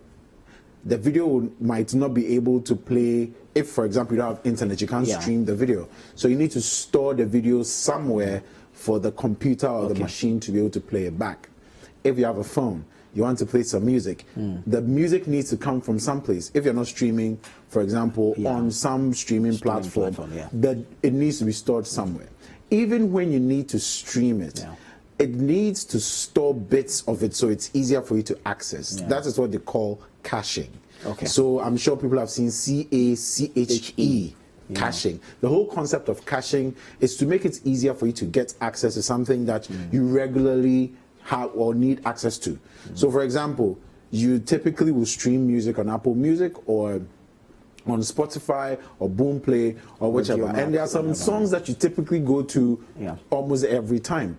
What happens usually is, in order to reduce the time that you spend waiting for the song to load, either based on the speed of your internet, whichever one it is, the phone stores some sort of signatures or some sort of bits of the information that you want to stream. So that anytime you come back to the app or you come back to the software or you come back to the platform and you go like, you know what, I want to have access to A, B, and C, it already has a certain idea of which one it is. So it's easier for it to pick. It's like you go to a library and you want to pick up a book, and there's a particular book that you usually read. You know exactly where the book is. Sometimes you even hide it in some particular part of the library. Exactly. It's the same principle that works here. And so the bigger storage space that you have, the easier it is for the phone to sort of store different things. So for example, if you have very little space, the phone or the device is kind of limited in the amount of quote-unquote cache it can store. Exactly. If you have, for example, you love to take pictures, and I'm sure a lot of people really enjoy that. If you love to take pictures, I mean, where are the pictures supposed to be stored exactly? If you don't stream it or if you don't store it on a cloud platform, where exactly are the pictures supposed to be stored? So this is why storage is really critical. Now, there's that other function of the storage where, in order for the machine or the device to perform all these other functions, there are a number of things that come into play. There's something called the random access memory, the RAM. Now, the RAM is basically sort of like the servant who, or the head servant who apportions, you know, where each task is supposed to go, how much of the device's power is supposed to be used. So, for example, if you are doing video editing, or you're doing audio editing, or you are watching a video and you want to stream something on the side, it is the RAM that does the allocation. You know what? 5% of the manpower should go to streaming. 10% should go to video editing. Another 15% should go to, I don't know, opening, you know, a food channel, a web document. So it's the RAM that does the allocation of all of these tasks. Now, if you don't have enough storage, the RAM is kind of limited in exactly how much it can distribute around. Because if it's going to distribute around, it needs a place where it can basically move and have its space. So if it doesn't have a lot of space for it to move around and, you know, do the distribution, what exactly will happen is that it will be very limited. So then it's forced to use very, very little space to do the distribution. So imagine you're in a kitchen. And this affects the speed? This affects the speed. Imagine you're in a kitchen, a very small kitchen, and you're supposed to cook 3 or 4 meals. You are basically going to have a lot of pots and pans all over the place. It's going to make you inefficient. As against having a really huge kitchen where you can cook like 4 or 5 meals, have some space, ovens, you know, ovens and things like that. So basically that is the idea behind it. So think of the storage space as the large kitchen space, okay? And being able to move all these things around in a large space. The smaller the space, the more difficult it is for you to function and get all these other little tasks done. So it's the same principle that works across almost every electronic device that we have, from a calculator to a laptop to an iPad or to a tablet to a phone. The same principle applies. So you realize that a lot of the time you would be buying a device and they'll be telling you the RAM is 8 gig and you have 124, 128 SSD space and things like that. So the higher sometimes the storage space, the more you end up paying. Sometimes the higher the RAM, for example, that you're paying, the higher the amount you pay. This is because with more, you know, speed and everything, you are typically expected to pay more. It's not everybody, of course, who would have the money to buy all of this. And so the reason why we felt that this conversation was important is because no matter how much space you have, you should be able to manage it. And also it's important for our viewers to understand that when you are buying a device, A, B, and C are the things you're supposed to be looking out for. And we've talked about this on this show a couple of times. It's really, really important for you to understand how you use your device. There are some people who love to take pictures. Now, what kind of pictures are you taking? Are you taking it in high resolution? What's the resolution you're taking the pictures in? Are you taking it in HDR, which is high definition resolution? Are you high dynamic range? Sorry. Are you taking pictures in these formats? What is supposed to happen when you take pictures in these formats? It's important that people understand how all of these little elements come together. So each format and then the space it will need. Exactly. So for example, if you are storing JPEG, it has, you know, a certain amount of space it will take. If you are taking pictures in HDR, high dynamic range, it has a certain space that it takes. You know, a lot of these device manufacturers also have cloud storage space. So Google, for example, has Google Photos. Apple has iCloud, where you can store some of these photos and things like that. So we'll be talking about all of these things in much detail in the weeks to come. But today we just wanted to give a brief understanding of what exactly the storage is, why it's important that people pay attention to it, and then also what are some of the issues that often come up. So let's get into a bit of, you know, detail here. So you are out there, you want to get a device, any device at all. What are you supposed to be looking out for? Well, firstly, it's important that you understand what you typically do with a device. If it's a phone that you want to buy, how often do you take pictures? What else do you do with the phone? Do you edit videos on your phone? Sorry. Do you edit videos on your phone? You know, do you edit songs on your phone? Some people, like the phone DJ, for example, plays a lot of music on his phone. There are people who are using their phones for vlogging and things like that. People who are creating content for their YouTube channels on their phones. People who are using their phones to actually record movies and videos and things like that. So you need to assess yourself. What sort of day do I have with my phone? On a daily basis, what do I do? When you have that assessment with yourself, then you get an understanding of how much space you typically need. Some people do very well with 16 gig. I don't know how they do it, but some people do pretty well with 16 gig. I would usually associate a 16 gig phone with someone who does a mobile money transfer somewhere in some corner or something like that, because you typically don't need that much space, you know, for based the on work the volume of work you're doing. Exactly, on the work that you do. If you're someone who enjoys going to weddings, taking pictures and things like that, my expectation is that you don't do anything below a 128 gigabyte of storage space. Like, it's because you'll be taking a lot of pictures. Sometimes you forget to delete the blurry ones. They take up all the space on your phone. If you're someone who does very high intensity work, you know, you do editing, you're a journalist, you know, you are doing a lot of high intensity mobile phone work, trust me, the minimum you should have is a 128 or a 256 possibly, because you need a lot of space, you know, for the device to basically move around and do what it needs to do. And honestly, sometimes the worst thing is for you to have a great phone, but then having it being slow on you. You want to open this app, it's slow. You want to open that app, it's slow. It's just because there's a lot that's happening taken up in the background. So it's important that we look at our lifestyle, figure out what exactly we use our phone for on a daily basis, and then sort of make a selection in terms of, you know, our pockets and what our pockets can afford on which devices will best work for us. One other thing that people also need to understand is when you are buying a device, this usually is very prominent in, you know, desktops or laptops. You have a choice between an HDD, which is a hard disk drive, which is, you know, remember the disk, you know, with a reading, a needle reading, you know, you have to be extra careful. So most of the very big external hard drives, for example, are hard disk drives. Most of the desktops that we see in our offices operate on a hard disk drive. So in case you get to the office or you're in the office right now and you can go to your computer, like my computer, if you have a PC, you know, just right click on my computer, go to properties, you'll be able to determine how big you know, your space is. Some companies have restricted access, which is fine, obviously for obvious reasons, but if you don't have restrictions, you can check it out. But basically, HDD is one type of storage. Hard disk drive, that's where all your photos, your whatever is stored. Then there's the other side, which is known as the solid state drive, or the SSD. This one is basically a flash memory. So the whole idea is put in your mind having a pen drive.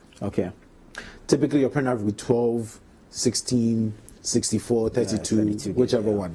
Now the way your pen drive works is you basically slot it in, it has these little cute strips, and then it makes the reading and the writing onto the device much quicker. Now imagine this on a larger scale. Imagine the way your pen drive works on a larger scale. That's basically what a solid state drive is, because the whole idea behind, you know, the pen drive and the mechanism around the pen drive is what has sort of been used to form this SSD sort of thing. So imagine a bigger pen drive that you typically have. It's really, really small, it's tiny. There's a lot of information that can be read and written very, very quickly. So you realize that a lot of people who do a lot of video editing work, and, you know, they typically tend to enjoy using the SSD because the speed is much quicker. Now, in case, and does this take off the burden from the device itself? No, I mean, it doesn't necessarily take the burden off. It just makes the burden much easier. It's like having a gourmet chef as against parkour cooking for you. Parkour, heavy do. You know, like a gourmet chef knows his way around the kitchen. Knows this one goes here, this ingredient goes here. Like very, very efficient. Very, very quick. Parkour can cook you some banku, but it will probably take you like a lot more time. And that's basically how it works. A gourmet chef, so in this case, a gourmet chef will probably be an SSD, and parkour cooking for you will probably be an HDD. Basically, think about it on that front. Now, when we say reading and writing, basically, when there's information on your hard drive or on your external or on any storage device, you need to be able to access the information, and you need to be able to send information somewhere else. Okay. So the ability to put information onto the hard drive is the writing. The ability for someone to access it or for you to transfer is the reading.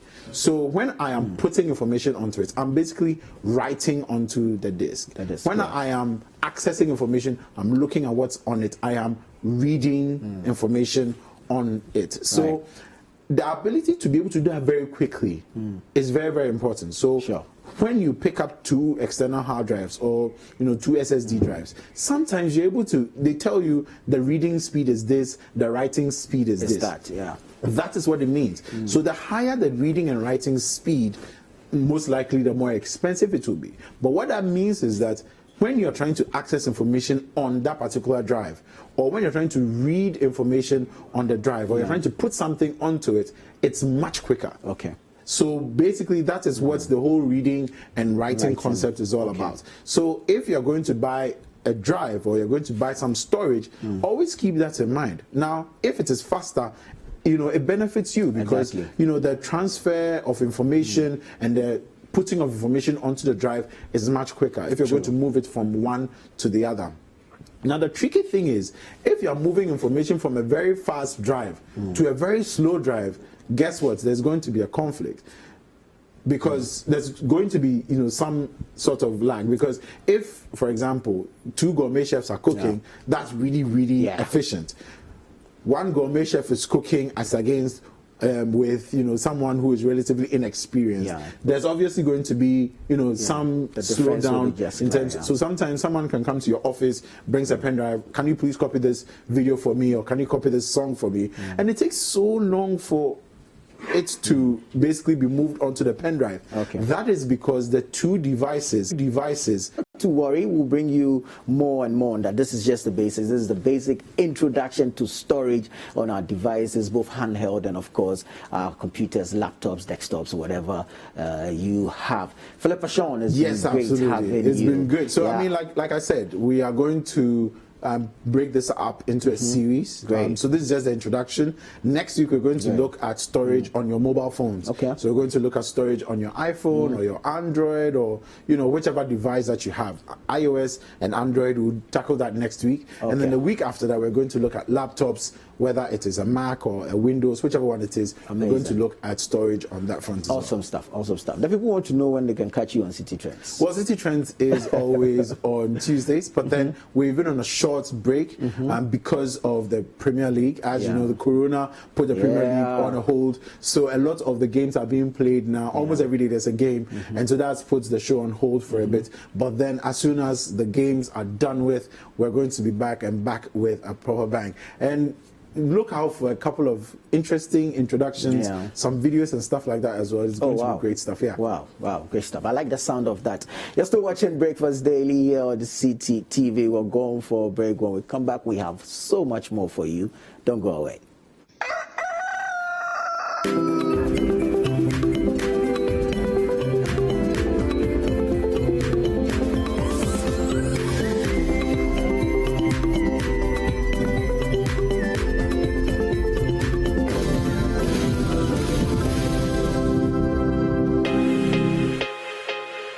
There is no promise we cannot keep. There is no commitment we cannot honor. There is no delivery we cannot guarantee. There is only one Bethel Logistics Company Limited, a licensed international freight forwarding and clearing agent, a trusted global brand with an extensive network for the movement of air freight and ocean freight worldwide. We are the trusted name for road freight into Western and Northern Africa. We are fully accredited by Ghana Customs and Excise. We cater for all your freight forwarding, customs clearing and forwarding, cross trades, inland transportation, internal cargo tracking systems, customer freight costing and consultancy, cold chain logistics management, logistics and warehousing, quality inspection, and much more. In Accra, Tema, and Takrady, we are always available to ensure easy movement of cargo countrywide. Call us on 0204 528 900 or 0244 707 859. Email info@bethellogistics.com. Locate us in Accra at North Ridge, adjacent Accra Girls High School, or in Tema at Community 4, or in Takrady on the second floor of the GCB building. Website bethellogistics.com. Bethlog, experts in shipping logistics.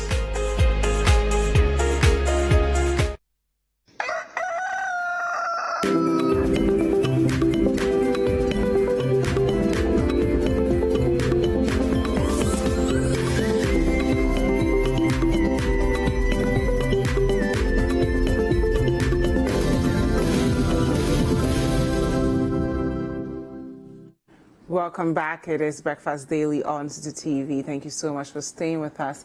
It's time for Hello, Mr. President. All week long, you've submitted your messages and videos, and we'll be taking a look at them shortly. Again, if you're experiencing any problems within your community and you want policymakers to answer to it, send us a 1-minute video to the email hellomrpresidenttv@gmail.com or via our WhatsApp 0550585832, and we'll get policymakers to answer to the exact problem you're experiencing within your community. We're going to take a look at our first message and then continue the show. Hello, Mr. President. I am Otu Echampon Boache, President of Eco Warriors Movement, a non-governmental organization working towards sustainable environment. 12 updates by the President of Ghana with intermittent press briefing by the Ministry of Information almost every week on COVID-19 and matters arising is very commendable. Mr. President, please, I request for one update every 4 weeks on environment, water and sanitation, zeroing in on the fight against galamsey and saving our water bodies. Also, I humbly request a press briefing by the Ministry of Information on the state of the environment, water and sanitation fortnightly. Hope this is not too much for a citizen who is not a spectator to ask. So that's from a student at KNUST, and as you can hear there, we get updates on COVID-19 almost every week, yet our water bodies, we don't know the state, we don't know how they are doing, we don't even know the people who live close to these water bodies, if we've been able to provide clean drinking water for them. Day in, day out, we're being informed that the cure to coronavirus is actually ensuring that we have a strong immune system, so that if we do get it, we'll go on to survive. How do we ensure that certain people in our community, certain Ghanaians who live close to these water bodies, are not exposed to harm because we've neglected what we need to do for them? I mean, I'm going to show you this water that we had in February. This is from River Pra. And as I was holding it, one of my directors asked me, is that ginger juice that you're holding? And this is water that some Ghanaians have to drink because they don't have any alternative. The effect on our environment, right now it's not in Accra. In the days or months to come, it will get to Accra. What's the status of the clean drinking water that we are all supposed to have? How are we ensuring that at the barest minimum, every Ghanaian at least has access to clean water? What are we doing to protect our water bodies? Year in, year out, we are talking about galamsey, illegal mining. We did a war against galamsey years ago. You would think that we would have found results by now, but no, that has not been done. People are still mining illegally. They are destroying our water bodies. The future generation will judge all of us for what we did and did not do to protect our water bodies. And now more than ever, it is so crucial for us to take really close attention, pay close attention to our environment, because it is all we have. We can lose everything else. If we still have great water bodies, we can get back to where we're supposed to be. But how are we expecting Ghanaians to consume this water? This isn't even something you will give to your pet at home, because it is so dirty.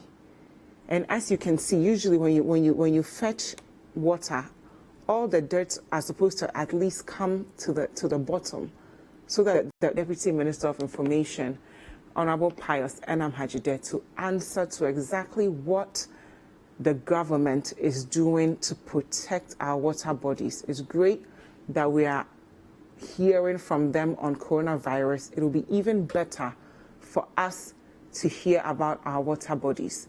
If you are watching us and you're also experiencing a similar problem in your community, let us know. The email to send those videos in is hello@gmail.com. You can also send us WhatsApp messages to our WhatsApp line 0550-585832. If you are watching us on Facebook and you want to comment on issues you're also experiencing, you can comment down below. The hashtag is still Breakfast Daily. We're going to work on getting the Deputy Information Minister, Pius Enam Hajide, on the line, but we'll take a look at the next message we had. Please, hello. Can you hear me? Refuse tricycles in residential areas. The refuse tricycles, also known as Bola taxis, in particular, play loud, shrill, piercing music 7 days a week from about 5:20 a.m. to about 2:30 p.m., ostensibly to alert their customers. This is unacceptable and is affecting our mental health. Professor Wosenu has warned that we underestimate to our own collective peril the harmful effects of noise, toxic noise and maddening noise. The matter has been reported to the Ladade-Kotopon Municipal Assembly, but the noise pollution continues. The refuse tricycles should be assisted to compile a list of their customers and collect refuse from them in a disciplined manner like Alliance Waste or Zoom Lion does. There is absolutely no need to cause a disturbance and nuisance just because one is collecting rubbish. Technology can be used. For example, WhatsApp can help in reaching clients without having to play loud music and causing a nuisance. It is worrying that, to the Assembly's knowledge, a number of Bola taxis do not have visible number license plates and use rubbish bags to cover the area where the license plate should be. How can such vehicles and their owners be tracked then? We are of the view that loudspeakers on vehicles should only be used by government agencies and assemblies making critical public announcements. So there you have it, a classical case of noise pollution, which has a lot of psychological effects. I mean, imagine being in your home at 4 a.m., 5 a.m. That's supposed to be the most peaceful time because you are waking up, you are planning your day. You're supposed to do that in peace. And then you hear these taxi Bola cars making so much noise, and you have no idea who their customers even are.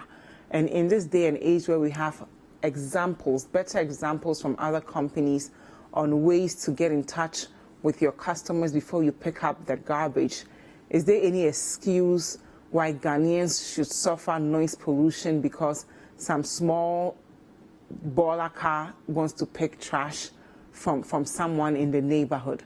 How do we ensure that we get rid of that sound? Because sometimes they make noise for 10 minutes, 15 minutes, long after they are gone. The noise is still echoing in your head.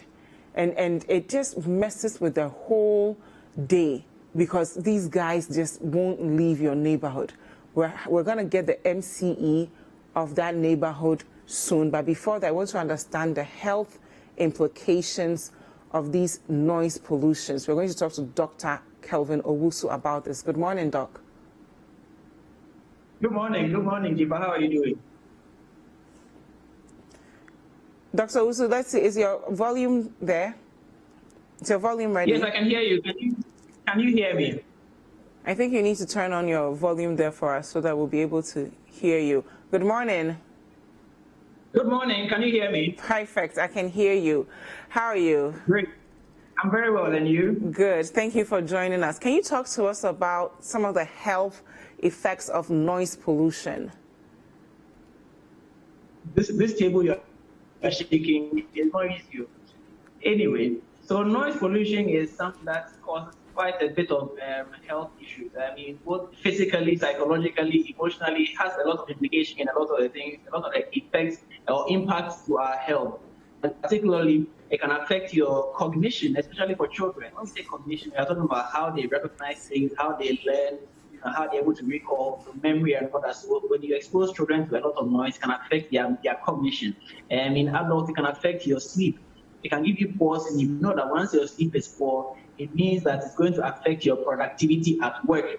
And so, and obviously, work productivity, work output is also affected just by noise pollution. It can affect your emotions. It can make you more anxious. So anxiety levels can go up if there's noise pollution around, and also could be related to the poor sleep. So the noise pollution affects your sleep, which makes you anxious, which affects your work output, which then makes you even more anxious. So it creates a vicious cycle. Physically, it can also affect your hearing. Your eardrums can be affected by noise pollution, especially if it's consistent over time. Or let me put it this way, there are two kinds of things. You can have pollution that happens with one big bang. So you have a sudden loud noise that can affect your eardrum and actually cause you to rupture your eardrums and can affect your hearing eventually. You can also have sustained noise pollution that comes it's constant, it's consistent, you're exposed to it every single day. It gets to a point you don't even realize, don't even notice that there's noise because your body is kind of used to it. And that's another dangerous point because it can also then affect your hearing over the long term. It can give you something we call tinnitus or tinnitus, where you hear loud noise in your ear all the time. You feel like there's noise going on around you, but there's really no noise because your body, your eardrums have become affected. So these are some of the things, the challenges that noise pollution can pose to a lot of us. Of course, there's also cardiovascular effect. When I say cardiovascular, I'm talking about hypertension, what's it called?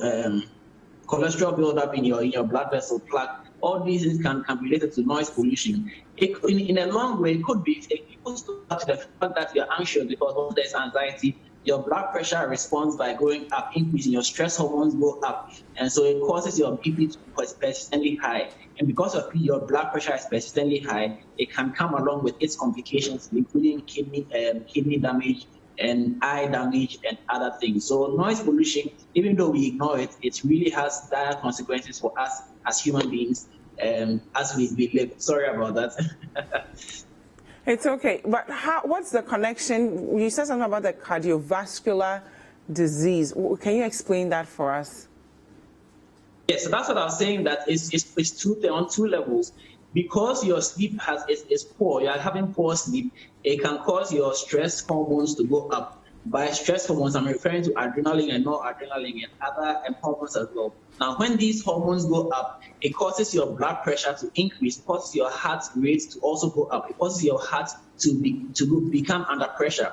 So if this pressure is sustained over time, you will develop high blood pressure, hypertension, as we call it.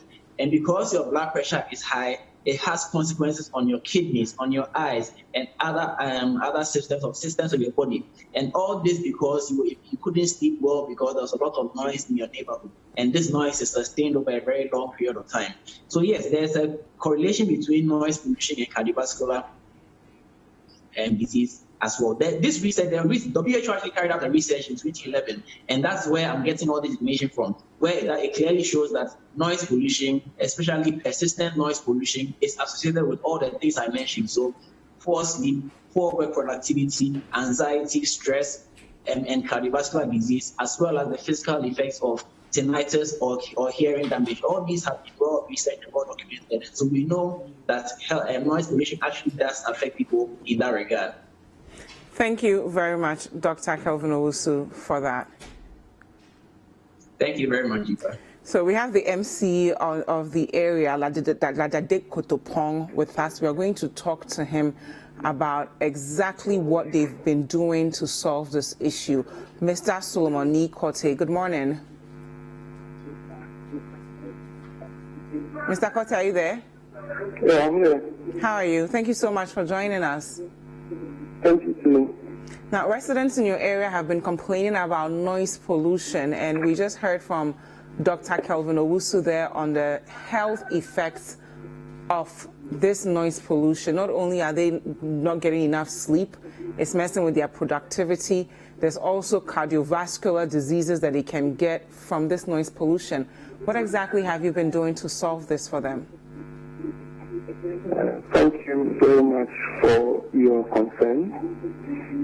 And let me also greet your listeners or your viewers. I think we are very much aware of the situation. We've taken notice of it.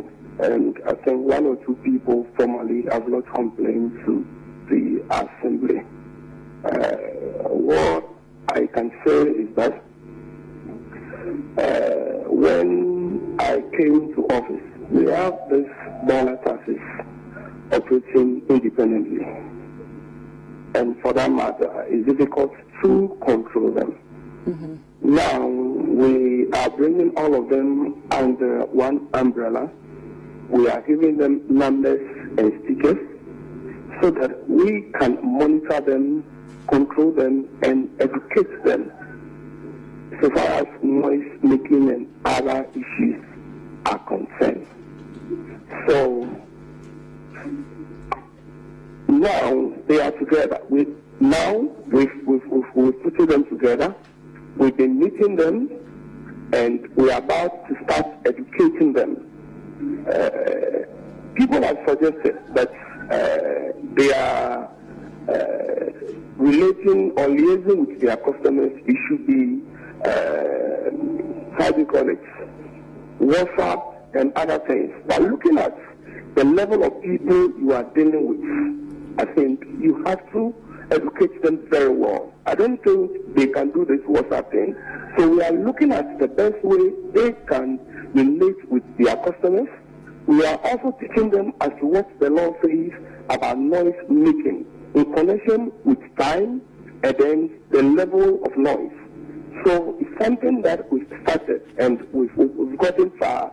And I believe very soon, maybe by next month, they will see a positive result in the municipality.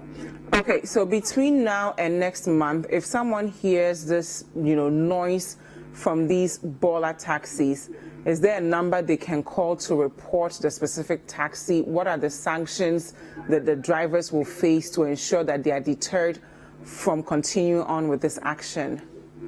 Yes, I mean we've given numbers out. We have hotlines, about 3 or 4. They've been calling. Anytime they call, somebody moves to the scene.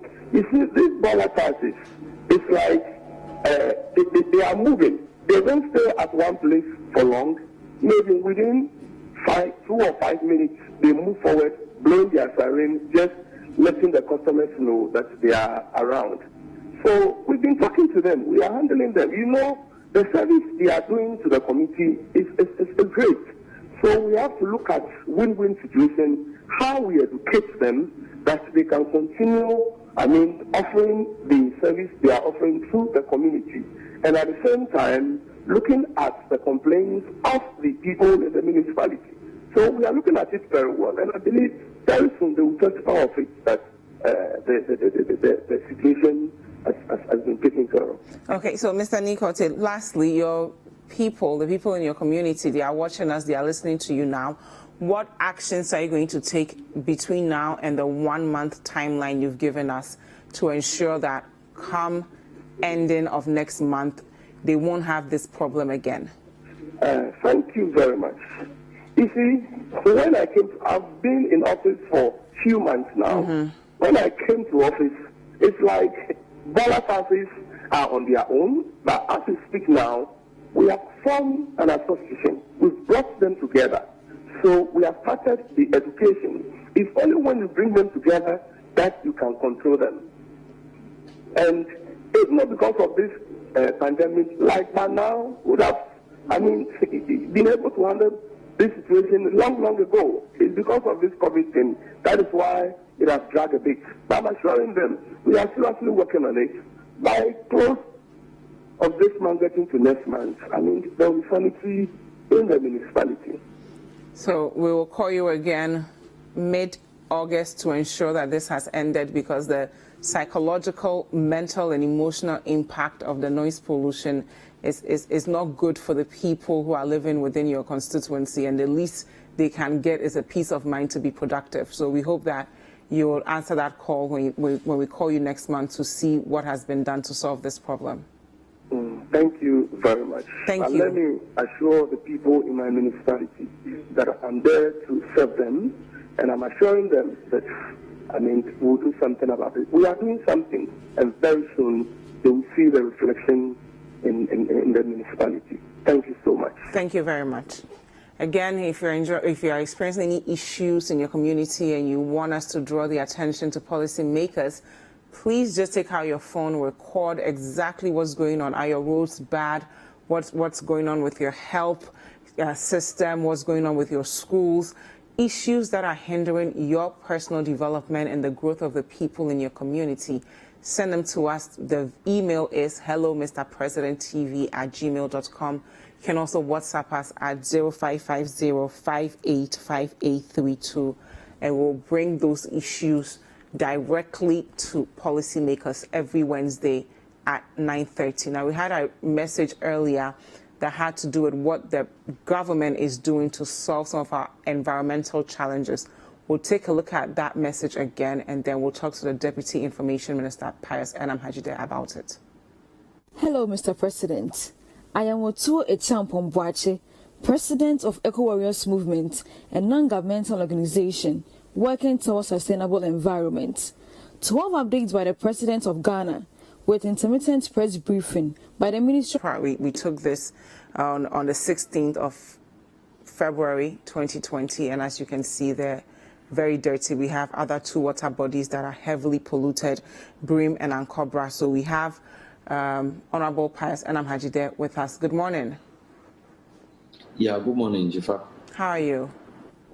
I'm good, and I hope you are good too. Yes, thank you so much for joining us. A viewer has issues with exactly what we're doing to clean up our water bodies and also update the nation on the status of our water bodies. Can you give us exactly what the government is doing to solve this problem? Well, thank you very much. For having me. First of all, we thank the viewer who is indeed a citizen and has acted as such by wanting to engage and to get some responses. We are happy for his commendation of our regular briefings relative to COVID-19. Indeed, the President has done more than the 12 briefings that he's spoken about. The Minister continues to do these briefings regularly. At the Ministry of Information, we have several platforms through which we do our job of information dissemination and engagement with the citizenry, even with a view to getting feedback. One of those platforms is the Meet the Press, the Ministers Meet the Press. And so the specific request of the viewer can be handled through this platform of the Ministry of Information, which is the Ministers Meet the Press. The Ministers Meet the Press is the platform that seeks to bring every sector minister before the people of Ghana to be able to account to the people on what is going on in their respective sectors.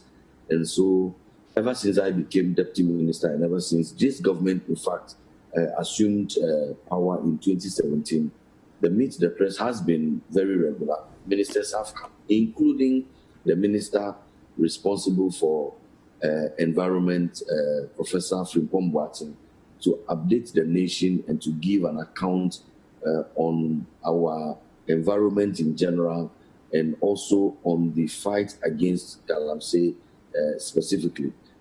For 2020, COVID-19 has impacted our work schedule somewhat, and so we have had to realign our work plan, and so the Meet the Press resumed not long ago because the restrictions came and we had to, if you may, look at our work plan again. We had to yes, but Honorable, not to cut you off, beyond Meet the Press, I mean, water is at the core of everything we do. We are being told to protect our immune system if we want to survive coronavirus.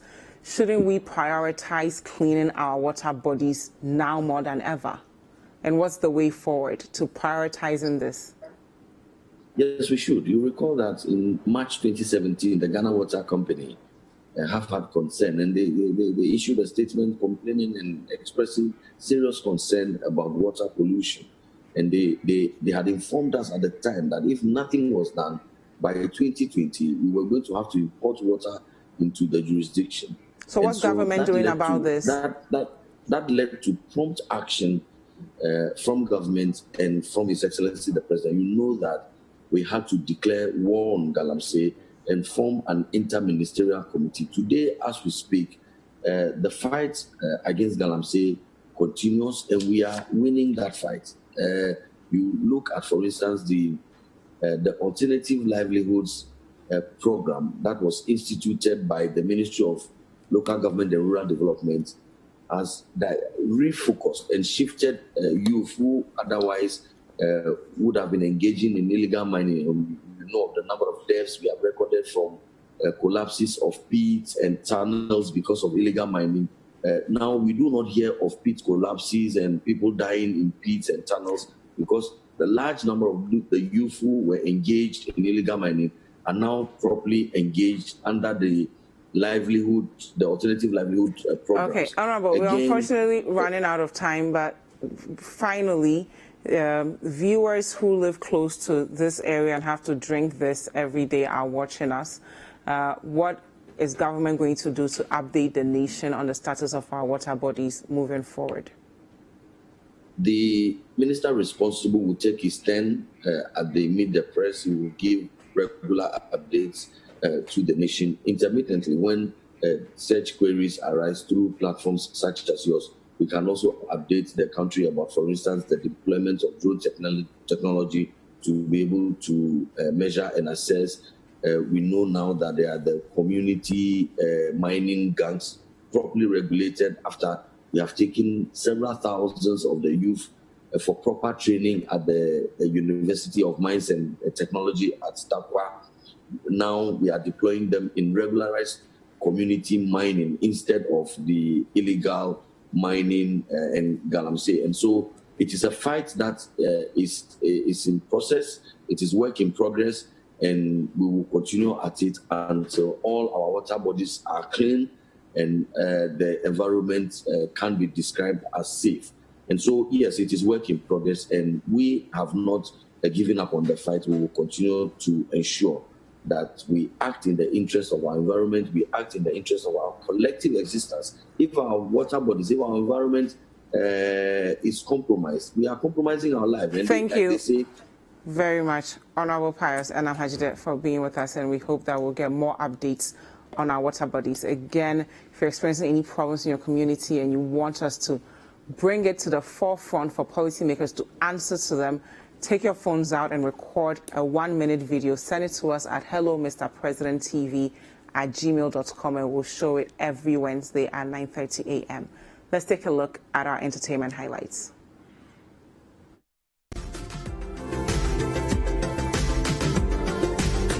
Welcome to Entertainment Highlights on Breakfast Daily. My name is Akua. South African music star Shoma Josie is seemingly pleased to feature on AY Poyo's song. The John Cena hitmaker announced that she has received a song on which she is expected to record her verse. She described the song saying it was a good song. Last month, Ghanaian rapper AY Poyo stated that it was his wish to work with Shoma Josie and that his fans on Twitter should help him get the message to her. And just like that, she saw the tweets days after and acknowledged she had heard of him. In her tweets on July 6th, she said, "I just got the song from AY Poyo. It's Can of Banks."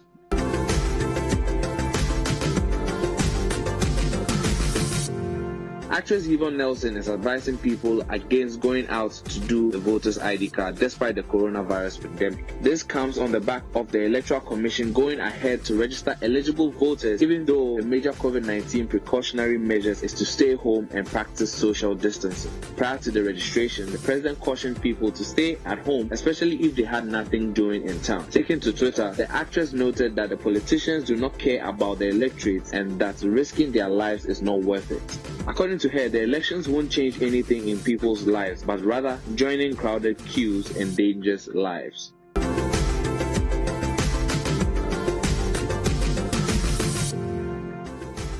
Pharrell Williams has teamed up with Netflix for an upcoming docu-series, Voices of Fire, about finding the talent in gospel choirs of his hometown, Hampton Roads, Virginia.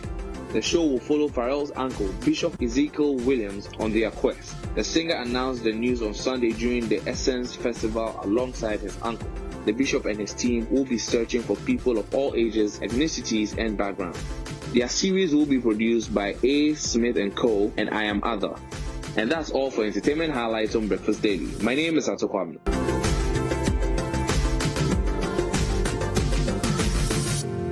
Hello, distinguished ladies and gentlemen. My name is Nyaleba Fogi. I'm 13 years old.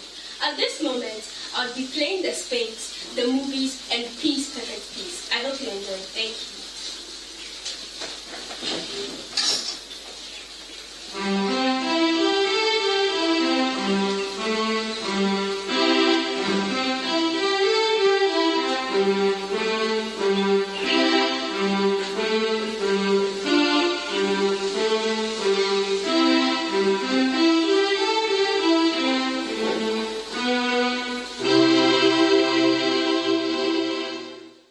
Welcome back. This is Breakfast Daily again. I mean, keyboard idol. Yeah, amazing. Such great talent. We've seen such beautiful stuff from these young ones, and it just makes me feel sad. What did we do with our childhood? Exactly.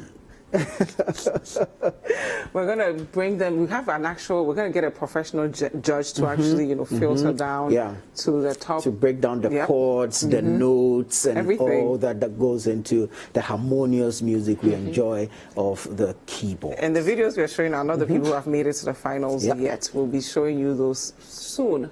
But thank you guys so much for joining us. My name is Dzifa Ametam. And my name is Tuffour Boateng. We will see you at 7:30 a.m. tomorrow. A big happy birthday to Joseph. David Akron from our PCR. Yeah, happy birthday to you. Enjoy your day, guys.